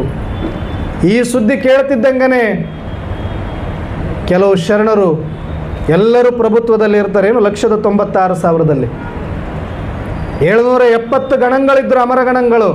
ಅವರ ಹೊರತಾಗಿ ಇನ್ನೂ ಇರೋರಿದ್ರಲ್ಲ, ಕಲಿಯುವವರಿದ್ದರು, ಬೆಳೆಯುವವರಿದ್ದರು. ಅವರಿಗೆ ಕಲ್ಯಾಣಕ್ಕಷ್ಟೇ ಅಲ್ಲ, ಇಡೀ ವಿಶ್ವಕ್ಕೆ ಬೆಳಕು ಕೊಡಿರುವ ಬಸವಣ್ಣನನ್ನು ಕಾಯಕ ಮಾಡಿ, ದಾಸೋಹ ಮಾಡಿ, ಜಗತ್ತಿಗೆ ಕಾಯಕದ ಕಲ್ಪನೆಯನ್ನು ಕೊಟ್ಟ ಆತನನ್ನು, ಎಲ್ಲರಿಗೂ ಬದುಕನ್ನು ಕಟ್ಟಿಕೊಳ್ಳುವ, ವೃತ್ತಿ ಮಾಡುವ ಹವ್ಯಾಸವನ್ನು ತೋರಿಸಿದ ಆತನನ್ನು, ವ್ಯಸನ ಮುಕ್ತ ಸಮಾಜವನ್ನು ನಿರ್ಮಾಣ ಮಾಡಿದ ಆತನನ್ನು ಕಲ್ಯಾಣದಿಂದ ಹೊರಗಡೆ ಆಗ್ತಾನಂದ್ರೆ ಇನ್ನು ಆ ಬಿಜ್ಜಳ ಉಳಿಬಾರದು ಅಂತ ಹೇಳಿ ಆತನನ್ನು ಅಲ್ಲಿ ಸಮಾಪ್ತಿ ಮಾಡಿದ್ರು. ಆಗ ಬಿಜ್ಜಳನ ಮಗ ಸೋಮದೇವ ರಸ, ಎಲ್ಲಿ ರುದ್ರಾಕ್ಷಿ ಕಾಣುತ್ತೆ, ಎಲ್ಲಿ ವಿಭೂತಿ ಕಾಣುತ್ತೆ, ಅವರೆಲ್ಲರನ್ನೂ ಕೂಡ ಸಾಯಿಸಬೇಕು. ಅದಕ್ಕಿಂತ ಮುಂಚೆ ಯಾರು ಈ ಒಂದು ಮದುವೆಯನ್ನು ಮಾಡಿಕೊಂಡಿದ್ದಾರೆ, ಅಂತರ್ಜಾತಿ ವಿವಾಹ, ಅವರ ಕಣ್ಣನ್ನು ಕೀಳಿಸಬೇಕು ಅಂತಾರೆ. ಅರಳಯ್ಯ, ಕಲ್ಯಾಣಮ್ಮ, ಮದುವಯ್ಯನ ಹೆಂಡತಿ ಕಣ್ಣನ್ನು ಕೀಳಿದರು. ಇದು ನಡೆದಿರುವ ಘಟನೆ, ಇದು ಕಥೆ ಎಲ್ಲ. ಕಾಸಿದ ಸಲಾಕೆಯಿಂದ ಕಣ್ಣನ್ನು ಕೀಳಿಸಿದರು. ಅಷ್ಟಕ್ಕೆ ಬಿಟ್ಟರೆ ಇವರಿಗೆ ಗೊತ್ತಾಗೋದಿಲ್ಲ. ಆನೆ ಕಾಲಿಗೆ ಕಟ್ಟಬೇಕು ಅಂದರು. ಆನೆ ಕಾಲಿಗೆ ಕಟ್ಟಿ ದರ ಎಳಿಸಿದರು. ಎಳಿಸಿ ಅಷ್ಟಕ್ಕೆ ಬಿಡಲಿಲ್ಲ, ಆನೆ ಕಾಲಿಗೆ ಹಾಕಿ ತುಳಿಸಿಸಿ ಇವರನ್ನು ಸಾಯಿಸಿದರು. ಈ ಸಾಯಿಸಿದ ಕಿಚ್ಚಿಗೆ ಅಲ್ಲಿ ಬಿಜ್ಜಳನನ್ನು ಅಲ್ಲಿ ಸಾಯಿಸಿದರು ಇಬ್ಬರು. ಇದಾದ ಮೇಲೆ ಆತನ ಮಗ ಸೋಮದೇವ, ಇನ್ನು ಯಾವ ಶರಣರು ಕೂಡ ಉಳಿಬಾರದು ಕಲ್ಯಾಣದಲ್ಲಿ. ಎಲ್ಲಿ ರುದ್ರಾಕ್ಷಿ ಕಾಣುತ್ತೆ, ಎಲ್ಲಿ ವಿಭೂತಿ ಕಾಣುತ್ತೆ, ಎಲ್ಲರನ್ನ ಕಂಡಲ್ಲಿ ಕೊಲೆ ಮಾಡಿ ಅಂತ ಆಜ್ಞೆ ಹೊರಡಿಸ್ತಾನೆ. ಆಗ ಎಲ್ಲ ಶರಣರು, ಮರಣವೇ ಮಹಾನವಮಿ, ಅವರು ಯಾರು ಸಾವಿಗಂಜಿ ಓಡಲಿಲ್ಲ, ಸಾವಿಗಾಗಿ ಎದುರಲಿಲ್ಲ. ಆಗ ಗಂಗಾಂಬಿಕೆ ಅಂಥ ಸಮಯದಲ್ಲೂ ಕೂಡ ತನ್ನ ಒಂದು ಪತಿಯ ಕಾರ್ಯವನ್ನು ಮುಂದುವರಿಸಲಿಕ್ಕೆ ಒಂದು ದಿಟ್ಟ ಹೆಜ್ಜೆ ನೀಡ್ತಾಳೆ. ಗಂಗಾಂಬಿಕಾ, ಚನ್ನಬಸವಣ್ಣ, ಮಡಿವಾಳ ಮಾಚಿದೇವ ಎಲ್ಲರೂ 3 ಭಾಗಗಳಾಗಿ, ನಾವು ಎಂದೋ ಸಾಯ್ತೀವಿ, ಇವತ್ತಲ್ಲ ನಾಳೆ ನಮಗೆ ಮರಣವೇ ಮಹಾನವಮಿ, ಮರಣವೇ ಇಲ್ಲದ ಅಮರರು ನಾವು ಸಾವಿಗೆ ಎದುರಬೇಕಾಗಿಲ್ಲ. ಆದರೆ ಎದುರಬೇಕಾಗಿರೋದು ಒಂದಕ್ಕಂತೂ ಮಾತ್ರ ಸತ್ಯ ಅಂತ ಹೇಳ್ತಾಳೆ. ಯಾವುದಕ್ಕಾಗಿ? ಯಾವುದೆಲ್ಲ ಶರಣರು ಉಸಿರಿದ್ದಾರೆ, ಯಾವುದೆಲ್ಲ ಬರೆದಿದ್ದಾರೆ, ಆ ವಚನಗಳನ್ನು ಕಾಪಾಡುವ ಜವಾಬ್ದಾರಿ ನಮ್ಮ ಮೇಲಿದೆ. ಹಾಗಾಗಿ ಕೆಲವರನ್ನು ಶ್ರೀಶೈಲದ ಕಡೆಗೆ ಕಳಿಸಿದರು, ಒಂದು ಗುಂಪನ್ನು ಉಳುವಿಯ ಕಡೆಗೆ ಕಳಿಸಿದರು, ಗಂಗಾಂಬಿಕೆ ಒಂದು ಕಡೆ ಹೋದರು.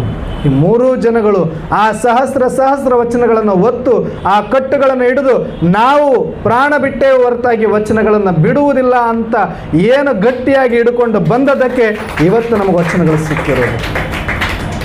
ಅವರ ಪ್ರಾಣ, ಅವರ ರಕ್ತದ ಮೇಲೆ, ಅವರ ಒಂದು ಬಲಿದಾನದ ಮೇಲೆ ಇವತ್ತಿನ ವಚನಗಳು ರಕ್ತದ ಕಾಣಿಸ್ಬೇಕು, ನಮಗೆ ಅದರಿಂದ ರಕ್ತ ಕಾಣಿಸ್ಬೇಕು. ನಮಗೆ ಸುಮ್ಮನೆ ವಚನಗಳು ಸಿಕ್ಕಿಲ್ಲ. ಇವರು ಈ ಕಡೆ ಹೋಗ್ತಿದ್ದಂಗನೆ ಕೂಡಲ ಸಂಗಮದ ಕಡೆಗೆ ಬಸವಣ್ಣ ತನ್ನ ಅಸಿಸ್ಟೆಂಟ್, ಪರ್ಸನಲ್ ಅಸಿಸ್ಟೆಂಟ್ ಅರಳಯ್ಯ, ಡೋಹಾರ ಕಕ್ಕಯ್ಯ ಅರಳೆಯಿಂದಂತೂ ಅಲ್ಲೇ ಮುಗಿದೋಯ್ತು ಕತೆ. ಆಗ ಬಸವಣ್ಣನವರು ಕೂಡಲ ಸಂಗಮದ ಕಡೆಗೆ ಬರ್ತಾ ನೀಲಾಂಬಿಕೆ ನೆನಪಾಗ್ತದೆ. ಆಗ ನೀಲಾಂಬಿಕೆಯನ್ನು ಕರೀಲಿಕ್ಕೆ ಕಳಿಸ್ತಾರೆ. ಆಗ ನೀಲಾಂಬಿಕೆ ಹತ್ರ ಬಂದು, ಅಪ್ಪ ಬಸವಣ್ಣ ನಿಮ್ಮನ್ನು ನೆನಪಿಸ್ಕೊಳ್ತಾ ಇದ್ದಾರೆ, ಕೂಡಲ ಸಂಗಮದಲ್ಲಿ ಅಪ್ಪ ಬಂದು ನೆಲೆಸಿದ್ದಾರೆ, ಈಗ ಅವರು ನಿಮ್ಮನ್ನು ನೆನಪು ಮಾಡ್ತಿದ್ದಾರೆ ತಾಯಿ ಅಂತ ನೀಲಾಂಬಿಕೆಗೆ ಹೇಳ್ತಾರೆ. ನೀಲಾಂಬಿಕೆ ಆಗ ಕಣ್ಣಲ್ಲಿ ಧಾರಾಕಾರವಾಗಿ ನೀರನ್ನು ಸುರಿಸುತ್ತಾ ಆ ಲಿಂಗವನ್ನು ಹಿಡಿದು ಹೇಳ್ತಾಳೆ, ನೋಡು ಲಿಂಗವೇ, ಏನು ಮಾಡಿದ ಬಸವಣ್ಣ ನೋಡು, ಏನು ಮಾಡ್ತಿದ್ದಾನೆ ನೋಡು ನಿನ್ನ ಬಸವಣ್ಣ, ಏನೆಲ್ಲ ಮಾಡಿದ್ದಾನೆ ನೋಡು ಬಸವಣ್ಣ ಅಂತ ಅಳ್ತಿದ್ದಾಳೆ. ಆಗ ಹೇಳ್ತಾಳೆ, ಏನು ಇಲ್ಲಿ ಇಲ್ಲದ ಕೂಡಲ ಸಂಗಮ ಅಲ್ಲಿದ್ದಾನಂತ ಅಲ್ಲಿ ಹೋಗ್ತಿದ್ದಾನೆ ನೋಡು, ಇಲ್ಲೇ ಕೂಡಲ ಸಂಗಮನಿದ್ದಾನೆ, ಅಲ್ಲಿಗೆ ಬರುವ ಅವಶ್ಯಕತೆ ಇಲ್ಲ ಅಂತ ಹೇಳು ಅಂತ ಅಲ್ಲೇ ಪ್ರಾಣ ಬಿಡುತ್ತಾಳೆ. ಹೆಂಗಿರ್ಬೋದು? ಪತಿ ಕರೆದ್ರು, ಏನು ಅಲ್ಲೇದಾನೇನು ಕೂಡಲ ಸಂಗಮ ಆಯಿತು ಹೋಗ್ಯಾನಲ್ಲ, ಇಲ್ಲಿಲ್ಲೇನಂತ ಕೇಳ್ತಾಳೆ ಆಕಿ. ಇಲ್ಲೇ ಅದರ ಭಕ್ತಿ ಭಂಡಾರಿ, ಇಲ್ಲೇ ಅದನ ಕೂಡಲ ಸಂಗಮ, ಅಲ್ಲಿಗೆ ಬರುವ ಅವಶ್ಯಕತೆ ಇಲ್ಲ ಅಂದ್ಲು. ಇಚ್ಛಾಮರಣಿಯಾಗಿ ಅಲ್ಲೇ ಪ್ರಾಣವನ್ನು ಬಿಟ್ಟು.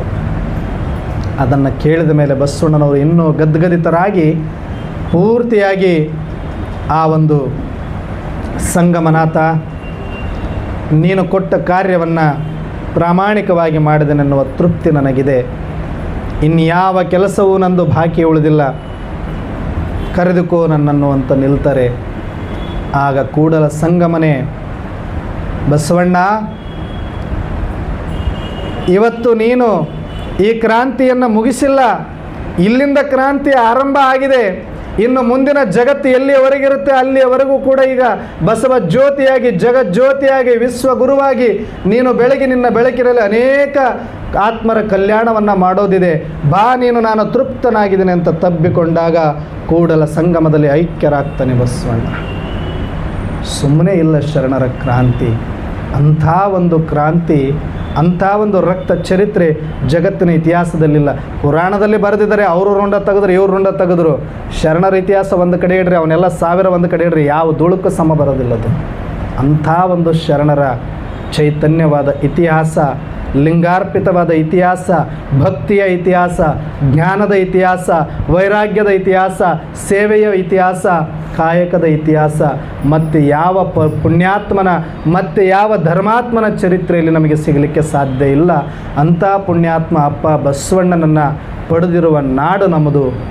ಅವರ ನುಡಿಗಳನ್ನು ಕೇಳಿರುವ ಕಿವಿಗಳೇ ಧನ್ಯ, ಅವರ ಚರಿತ್ರೆಯನ್ನು ಕೇಳುವ ಮನಸ್ಸು ಹೃದಯಗಳೇ ಪವಿತ್ರ ಪಾವನ ಗಂಗೆಯರಾಗಿ ನಾವೆಲ್ಲರೂ ಕೂಡ ಈಗ ಆ ಗಂಗೆಯರಾಗಿ, ಪವಿತ್ರ ಚೈತನ್ಯ ಗಂಗೆಯರಾಗಿ ಬಸವ ಚರಿತ್ರೆಯನ್ನು ಅರಿಸಿ ಶರಣ ಸಾಹಿತ್ಯವನ್ನು ಎಲ್ಲರಿಗೂ ತಲುಪಿಸುವ ಕಾರ್ಯವನ್ನು ಮಾಡುವ ಜವಾಬ್ದಾರಿ ನಿಮ್ಮೆಲ್ಲರ ಮೇಲಿದೆ.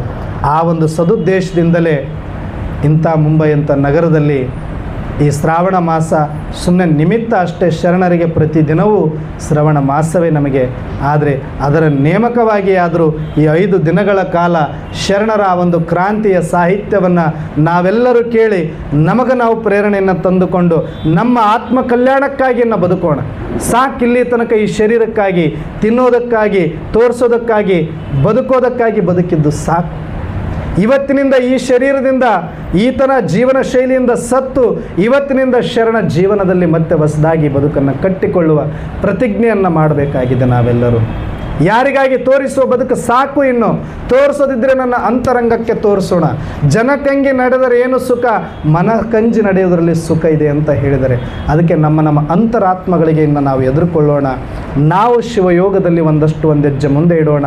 ಶಿವಯೋಗಕ್ಕಾಗಿ ಸಮಯವನ್ನು ಕೊಡೋಣ. ಶರಣರ ಚಿಂತನೆಗಳಿಗೆ ಒಂದಷ್ಟು ತನು ಮನ ಧನವನ್ನು ಸಮಯವನ್ನು ಸವೆಸೋಣ. ಆಗ ಮಾತ್ರ ನಮ್ಮ ಬದುಕು ಸಾರ್ಥಕ ಆಗಲಿಕ್ಕೆ ಸಾಧ್ಯ ಅನ್ನುವಂಥ ಮಾತನ್ನು ತಿಳಿಸ್ತಾ, ಇಂಥ ಒಂದು ಸುವರ್ಣ ಅವಕಾಶ ಅವತ್ತು ಕೋರಿ ಸರ್ ಅವರು, ಇಂಥ ಶಿವಾನಂದ ಅಣ್ಣವರಂಥವರು, ಹಿರಿಯರಂಥವರು, ಎಲ್ಲ ಶರಣರು ಯಾರೆಲ್ಲ ಇದಕ್ಕೆ ಪ್ರತ್ಯಕ್ಷವಾಗಿ ಪರೋಕ್ಷವಾಗಿ ಇಂಥ ಮಹಾರಾಷ್ಟ್ರದಂಥ ರಾಜ್ಯದಲ್ಲಿ, ಅದು ಮುಂಬೈಯಂಥ ಗಡಿಬಿಡಿಯ ನಗರದಲ್ಲಿ ವೈಜ್ಞಾನಿಕವಾಗಿ ಟೆಕ್ನಾಲಜಿಯಿಂದ ಮುಂದೆ ಇದ್ದು ಅನೇಕ ಇಲ್ಲಿ ಅವಕಾಶಗಳು ವಿಫಲವಾಗಿದ್ದರೂ ಕೂಡ ಇಲ್ಲ, ಶರಣರ ಒಂದು ತ್ಯಾಗ, ತಪಸ್ಸು, ಬಲಿದಾನವನ್ನು ಜಗತ್ತಿಗೆ ಸಾರಬೇಕು. ಇವರ ಜೀವನವನ್ನು ನಾವು ಅಳವಡಿಸಿಕೊಂಡು ಜೀವನ ಸಾರ್ಥಕ ಮಾಡಿಕೊಳ್ಬೇಕು. ಇದಕ್ಕೆ ಮುಂದಿನವರಿಗೆ ಏನಾದರೂ ಒಂದಷ್ಟು ಮಾಡಬೇಕು ಅನ್ನುವಂಥ ಅವರ ಅಂತರಂಗದ ಸಂಕಲ್ಪದ ಫಲವೇ ಇವತ್ತು ನೀವೆಲ್ಲರೂ ನನಗೆ ಹೇಳುವ ಸೌಭಾಗ್ಯ, ತಮಗೆ ಕೇಳುವ ಸೌಭಾಗ್ಯವನ್ನು ಕಲ್ಪಿಸಿದೆ. ಹಾಗಾಗಿ ಆ ಎಲ್ಲ ಶರಣರಿಗೆ ಒಂದು ಸಲ ಜೋರಾಗಿ ಚಪ್ಪಾಳೆಯನ್ನು ತಟ್ಟೋಣ. ಮತ್ತು ಇವತ್ತಿಷ್ಟೆಲ್ಲ ಹಾಡಿ ಹೊಗಳ್ತಾ ಇದ್ದೀವಿ ಅಂದರೆ ಅವತ್ತು ಆ ಎಲ್ಲ ಪುಣ್ಯಾತ್ಮರು ಯಾರೆಲ್ಲ ಕಲ್ಯಾಣದಲ್ಲಿ ತಮ್ಮ ಜೀವನವನ್ನು ಲೆಕ್ಕಿಸದೆ ಜೀವದ ಹಂಗನ್ನು ತೊರೆದು ಜಗತ್ತಿನ ಉದ್ಧಾರಕ್ಕಾಗಿ, ಸಮಾಜದಲ್ಲಿ ಸಮಾನತೆಗಾಗಿ, ಶಿಕ್ಷಣಕ್ಕಾಗಿ, ಸ್ವತಂತ್ರಕ್ಕಾಗಿ ಹೋರಾಟ ಮಾಡಿ ತ್ಯಾಗವನ್ನು ಮಾಡಿರುವ ಎಲ್ಲ ಕಲ್ಯಾಣದ ಪ್ರತಿಯೊಂದು ಶರಣರ ಅಂತರಾತ್ಮಕ್ಕೆ ಭಿನ್ನ ಭಿನ್ನವಾಗಿ ಅವರೆಲ್ಲರಿಗೂ ಒಂದು ಸಲ ಜೋರಾಗಿ ಚಪ್ಪಾಳೆಯನ್ನು ತಟ್ಟೋಣ. ಈ ದಿನ ಕೊನೆಯ ದಿನ. ಇವತ್ತು ನಮಗೆ ಆ ಒಂದು ಬಸವ ಜ್ಯೋತಿ, ಆ ಒಂದು ಆತ್ಮ ಜ್ಯೋತಿಯನ್ನು ಬೆಳಗಿಸಿಕೊಂಡಿದ್ದೇವೆ. ಇನ್ನದು ಯಾವತ್ತು ಆರದಂತೆ ಅದಕ್ಕೆ ಸದಾಕಾಲ ಈ ರೀತಿ ತೈಲವನ್ನು ಹಾಕುತ್ತಾ ನಂದಾ ದೀಪವಾಗಿ ನಾವು ಬೆಳಗಿಸಿಕೊಂಡು ನಾವೆಲ್ಲರೂ ಒಂದೇ, ನಾವೆಲ್ಲರೂ ಶರಣರು, ಶರಣ ಭಾವವನ್ನು ಬೆಳೆಸಿಕೊಂಡು ಲಿಂಗಭೇದ, ವರ್ಣಭೇದ, ವರ್ಗಭೇದ ರಹಿತವಾಗಿ, ವೃತ್ತಿಭೇದ ರಹಿತವಾಗಿ ನಾನೊಬ್ಬ ಶರಣ ಎನ್ನುವ ಹೆಮ್ಮೆಯಿಂದ ಬದುಕುವಂಥ ಸಾರ್ಥಕ ಬದುಕನ್ನು ನಾವೆಲ್ಲರೂ ಮಾಡೋಣ ಅಂತ ಹೇಳ್ತಾ, ಇವತ್ತು ನಾನಿಲ್ಲಿ ಬರಲಿಕ್ಕೆ ಕಾರಣ ನನ್ನ ಗುರುಗಳಾಗಿರ್ತಕ್ಕಂಥ ನಿಜಾನಂದ ಮಹಾಸ್ವಾಮಿಗಳು 2 ವರ್ಷದಿಂದ ಇಲ್ಲಿಗೆ ಬಂದಿದ್ದರು ಅಂತ ಕಾಣಿಸುತ್ತೆ. ತಾವೆಲ್ಲರೂ ಕೂಡ ಅವರ ವಾಕ್ಚಾತುರ್ಯ ಮಹಾರಾಷ್ಟ್ರ, ಕರ್ನಾಟಕ, ಆಂಧ್ರ ಪ್ರದೇಶ 3 ರಾಜ್ಯದಲ್ಲಿ ಕೂಡ ಅವರು ಅಂಥ ವಾಕ್ಚಾತುರ್ಯ ಇದೆ ಅಂದರೆ ಅವರು ಮೈಕ್ ಹಿಡಿದ್ರು ಅಂದರೆ ಬೇಕಾದಂಥ ಸ್ವಾಮಿಗಳಿರಲಿ ಸುಮ್ಮನೆ ಸೈಡಿಗೆ ಸರಿದು ಬಿಡ್ತಾಯಿದ್ರು. ನಾವು ಕಾಲೇಜಲ್ಲಿದ್ದಾಗ ಅವ್ರ ಮಠದಲ್ಲಿ ಓದುತ್ತಿರಬೇಕಾದ್ರೆ ಅವ್ರ ಪ್ರವಚನ ಕೇಳೋದೇ ಒಂದು ಸೌಭಾಗ್ಯ ಅಂದ್ಕೊಂಡಿದ್ದೀವಿ. ಅಂಥವ್ರು ಇವತ್ತಿನವರೆಗೂ ಕೂಡ ದಣಿವರಿಯದೆ ಜೀವ, ಅದು ಕರ್ಮಯೋಗಿ, ಅವರು ಕಾಯಕವೇ ಕೈಲಾಸ ಅಂತ ಬಸವಣ್ಣನವರ ತತ್ವ ಸಿದ್ಧಾಂತವನ್ನೇ ಆಸುವಕ್ಕಾಗಿ ಮಾಡಿಕೊಂಡಿರುವಂಥ ಪುಣ್ಯಾತ್ಮರು. ಅವರಿಗೆ ಆಹ್ವಾನ ಅಂಬರೀಷ್ ಸರು ಮತ್ತು ಇಲ್ಲಿರುವಂಥ ಕಮಿಟಿಯವರು ಎಲ್ಲರೂ ತೀರ್ಮಾನ ಮಾಡಿದಾಗ ಅವರು ಆ ಒಂದು ಬಸವ ಟಿ ವಿಯಲ್ಲಿ ನನ್ನ ಶಿಷ್ಯನಾಗಿ ನಮ್ಮ ಮಟ್ಟದಲ್ಲಿ ಬೆಳೆದು ಇವತ್ತು ಇಷ್ಟು ಚಾನಲ್ಗಳ ಲೆವೆಲ್ಗೆ ಬೆಳೆದಿದ್ದಾನೆ ಅಂತ ಭಾಳ ಖುಷಿಪಟ್ಟು ಮಠಕ್ಕೆ ಕರೆಸಿ ಪ್ರವಚನ ಮಾಡಲಿಕ್ಕೆ ಗುರುಪೂರ್ಣಿಮೆ ದಿನ ವಿಶೇಷ ಪ್ರವಚನಕ್ಕೆ ಆಹ್ವಾನ ಮಾಡಿ ಒಂದಷ್ಟು ಆಶೀರ್ವಾದ ಮಾಡಿದ್ರು. ಆಗ ಅವರು ಅಂದ್ಕೊಂಡ್ರು, ಇಲ್ಲ ಈ ಸಾರಿ ನಾನಿಲ್ಲ ರಾಯಚೂರಿನಲ್ಲಿ ಒಪ್ಕೊಂಡ್ಬಿಟ್ಟಿದ್ದೀನಿ, 1 ತಿಂಗಳ ಪರ್ಯಂತ ನಾನು ಇರಬೇಕಾಗ್ತದೆ, ಹಾಗಾಗಿ ಈ ಸಾರಿ ಲಿಂಗರಾಜ ಶರಣರನ್ನು ಕಳಿಸ್ಕೊಡ್ತೀವಿ ಅಂತ ಅವ್ರು ಹೇಳಿದಾಗ ಮರು ಮಾತನಾಡದೆ ಇವರೆಲ್ಲರೂ ಕೂಡ ಒಪ್ಪಿಕೊಂಡಿದ್ದಕ್ಕೆ, ಇವರೆಲ್ಲರೂ ಅಪ್ಪಿಕೊಂಡಿದ್ದಕ್ಕೆ ಇವತ್ತು ನಾನು ವಯಸ್ಸಿನಲ್ಲೂ ಅನುಭವದಲ್ಲೂ ಕಿರಿಯನಾಗಿದ್ದರೂ ಕೂಡ ಒಂದು ಸೌಭಾಗ್ಯವನ್ನು ಬೆಳಗಿಸಿಕೊಂಡು ಇಂಥ ಒಂದು ಶರಣರ ಸೇವೆ ಮಾಡಿ ಭಾಗ್ಯ ಬೆಳಗಿಸಿಕೊಳ್ಳುವಂಥ ಅವಕಾಶ ನನಗೆ ಕೊಟ್ಟಿರ್ತಕ್ಕಂಥ ಈ ಮುಂಬೈನ ಪ್ರತಿಯೊಬ್ಬ ಶರಣು ತಂದೆ ತಾಯಿಗಳಿಗೆ ನಾವು ಹೃತ್ಪೂರ್ವಕವಾಗಿ ಧನ್ಯವಾದಗಳನ್ನು ತಿಳಿಸ್ಲಿಕ್ಕೆ ಇಷ್ಟಪಡ್ತೇನೆ. ಜೊತೆಗೆ ಈ ಎಲ್ಲ ಇಲ್ಲಿ ಬಂದ ಮೇಲೆ 1 ವಾರಗಳ ಕಾಲ ನಿಜಕ್ಕೂ ಕೂಡ ಕುಲಕರ್ಣಿ ಸರ್ನ ನೋಡಿದ್ರೆ ನಾನು ಯಾರನ್ನೂ ವ್ಯಕ್ತಿ ಮುಖಸ್ತುತಿ ಅಂತೂ ಎಂದೂ ಮಾಡಿಲ್ಲ, ಮಾಡೋದು ಇಲ್ಲ. ಆದರೆ ಅವ್ರನ್ನ ಮಾಡದೆ ಇರೋಕ್ಕೂ ನನಗೆ ಆಗ್ತಿಲ್ಲ. ಯಾಕೆ ಅಂದರೆ ನೀವು ಬೆಳಗ್ಗೆ ಬಂದಾಗ ನೋಡ್ರಿ, ಅವ್ರಿಗೆ ವಯಸ್ಸು ಎಷ್ಟೀಗ ಒಂದು 60 ಮೇಲಂತ ಇದೆ ನಾನು ಅಂದ್ಕೊಂಡಂಗೆ, 70 ತನಕ ಇದೆ ಅಂತ ಶಿವಾನಂದ ಸರ್ ಹೇಳ್ತಿದ್ದಾರೆ. ನಾವಿನ್ನೂ ಚಿಕ್ಕ ವಯಸ್ಸಿನ ಹುಡುಗರು ಕೆಳಗಡೆಯಿಂದ ಮೇಲ್ಗಡೆ, ಮೇಲ್ಗಡೆಯಿಂದ ಕೆಳಗಡೆ 2 ಸಲ ಹೋಗಲಿ 3 ಸಲ ಹೋದರೆ ಸಾಕು, ಸುಸ್ತು ಅಂತೀವಿ. ನಾನು ಬೆಳಗ್ಗೆ ಅವರು ಬರ್ತಾರೆ, ಬಂದಾಗ 6 ಗಂಟೆ 7 ಗಂಟೆಗೆ ಬಂದು ಹೆಂಗೆ ಗಂಟೆ ಬಾರಿಸಿದ್ರೆ ಮಸ್ತಾಗಿ ಬಸವಣ್ಣಂದು ಪೂಜೆ ಮಾಡ್ತಾರೆ. ಪೂಜೆ ಮಾಡಿ ಎಲ್ಲ ಹೂಗಳನ್ನು ಧೂಪ ದೀಪ ಹಚ್ಚಿ ಗಂಟೆ ಬಾರಿಸಿ ಮಸ್ತ್ ಒಂದು ವೈಬ್ರೇಷನ್ ತುಂಬಿಸ್ತಾರೆ. ತುಂಬಿಸಿದ್ದಾದ ಮೇಲೆ ಮೇಲೆ ಕೆಳಗೆ ಓಡಾಡ್ತಾ ತಮ್ಮ ಕೆಲಸ ಚಟುವಟಿಕೆ, ಯಾವತ್ತೂ ಅವ್ರ ಮುಖ ನಗುಮುಖ ಬಿಟ್ಟು ಬೇರೆ ಮುಖ ನನಗೆ ತೋರಿಸ್ಲೇ ಇಲ್ಲ, ಅವರು ಕಾಣಿಸ್ಲೇ ಇಲ್ಲ ನನಗೆ. ಮುಗ್ಧ ಮನಸ್ಸು, ಒಂದು ಮಗು ಥರ ಅವಾಗಿಂದ ಲವಲವಿಕೆಯನ್ನು ಇಟ್ಕೊಳ್ಳೋದು ಹೇಳಿ. ನಾವು ಬೆಳಗ್ಗೆ ಬಂದು 1 ತಾಸು ಪ್ರವಚನ ಕೇಳೋದ್ರೊಳಗಡೆ ಹಿಂಗೆ ಬಿದ್ದು ಹಿಂಗೆ ಎದ್ದಂಗೆ ಆಗಿವೆ ಈಗ, ಹೌದಾ ಇಲ್ಲ? ಇಂಥ ಕಲ್ಯಾಣದ ಶರಣರ ಪ್ರವಚನ ಕೇಳುವಾಗೇ ಹಿಂಗೆ ತೂಕುಡಿಸ್ತೀವಿ ಅಂದರೆ ಇನ್ನು ಬೇರೆದರಾದ್ರೆ ಮಸ್ತ್ ನಿದ್ದೆ ಹೊಡೆದು ಹೋಗ್ಬೋದು ಆರಾಮಾಗಿ ನಾವು. ಆದರೆ ಕುಲಕರ್ಣಿ ಸರು ಬೆಳಗ್ಗೆ ಬಂದಾಗಿಂದ ರಾತ್ರಿವರೆಗೂ ಅದೇ ಮುಖ, ಅದೇ ಪ್ರಸನ್ನತೆ. ಯಾಕೆ ಅಂದರೆ ಅವ್ರನ್ನಷ್ಟು ಚೆನ್ನಾಗಿ ಇಲ್ಲಿ ಕಮಿಟಿ ಮೆಂಬರ್ಸ್ಗಳು ನೋಡಿಕೊಂಡಿದ್ದಾರೆ, ಅವರಿಗಷ್ಟು ಫ್ರೀಡಮ್ ಕೊಟ್ಟಿದ್ದಾರೆ. ಅವರೊಂದು ಪ್ರಾಮಾಣಿಕತೆಯನ್ನು ಮೆಚ್ಚಿಕೊಂಡು ಎಲ್ಲರೂ ಒಗ್ಗಟ್ಟಾಗಿ ಇರೋದರಿಂದಲೇ ಇಷ್ಟು ಚೆಂದ ಇದು ಅಚ್ಚುಕಟ್ಟಾಗಿ ನಡೀತಿದೆ. ಹಾಗಾಗಿ ನನಗೆ ಅಂಬರೀಷ್ ಸರ್ ಆಗಿರ್ಬೋದು, ಇನ್ನಿರ್ತಕ್ಕಂಥ ಅವರು ಯಾರು ನಾರಾಯಣರಾವ್ ಸರ್ ಇರ್ಬೋದು, ಇನ್ನೂ ಅನೇಕ ಶರಣರು ಭಾಳ ಬಂದಾಗಿನಿಂದ ಭಾಳ ಪ್ರೀತಿ ವಿಶ್ವಾಸ, ವಯಸ್ಸಿನಲ್ಲಿ ಕಿರಿಯನಾದರೂ ಕೂಡ ಅವರು ಭಾಳ ಆತ್ಮೀಯವಾಗಿ ನಮಗೆ ಆದರ ಆತಿಥ್ಯವನ್ನು ಮಾಡಿದ್ದಾರೆ. ಹಾಗಾಗಿ ಅವರೆಲ್ಲರ ಪ್ರತಿಯೊಂದು ಅಂತರಾತ್ಮಕ್ಕೆ ಒಂದು ಒಂದು ಸಲ ಜೋರಾಗಿ ಚಪ್ಪಾಳೆ ತಟ್ಟಿ ಧನ್ಯವಾದವನ್ನು ಅರ್ಪಿಸಬೇಕು ಅಂತ ಕೇಳಿಕೊಳ್ತೇನೆ. ಇಷ್ಟು ಹೇಳಿ ಇವತ್ತಿನ ಚಿಂತನೆಯನ್ನು ಮುಕ್ತಾಯ ಮಾಡೋಣ. ಶರಣು ಶರಣಾರ್ಥಿ.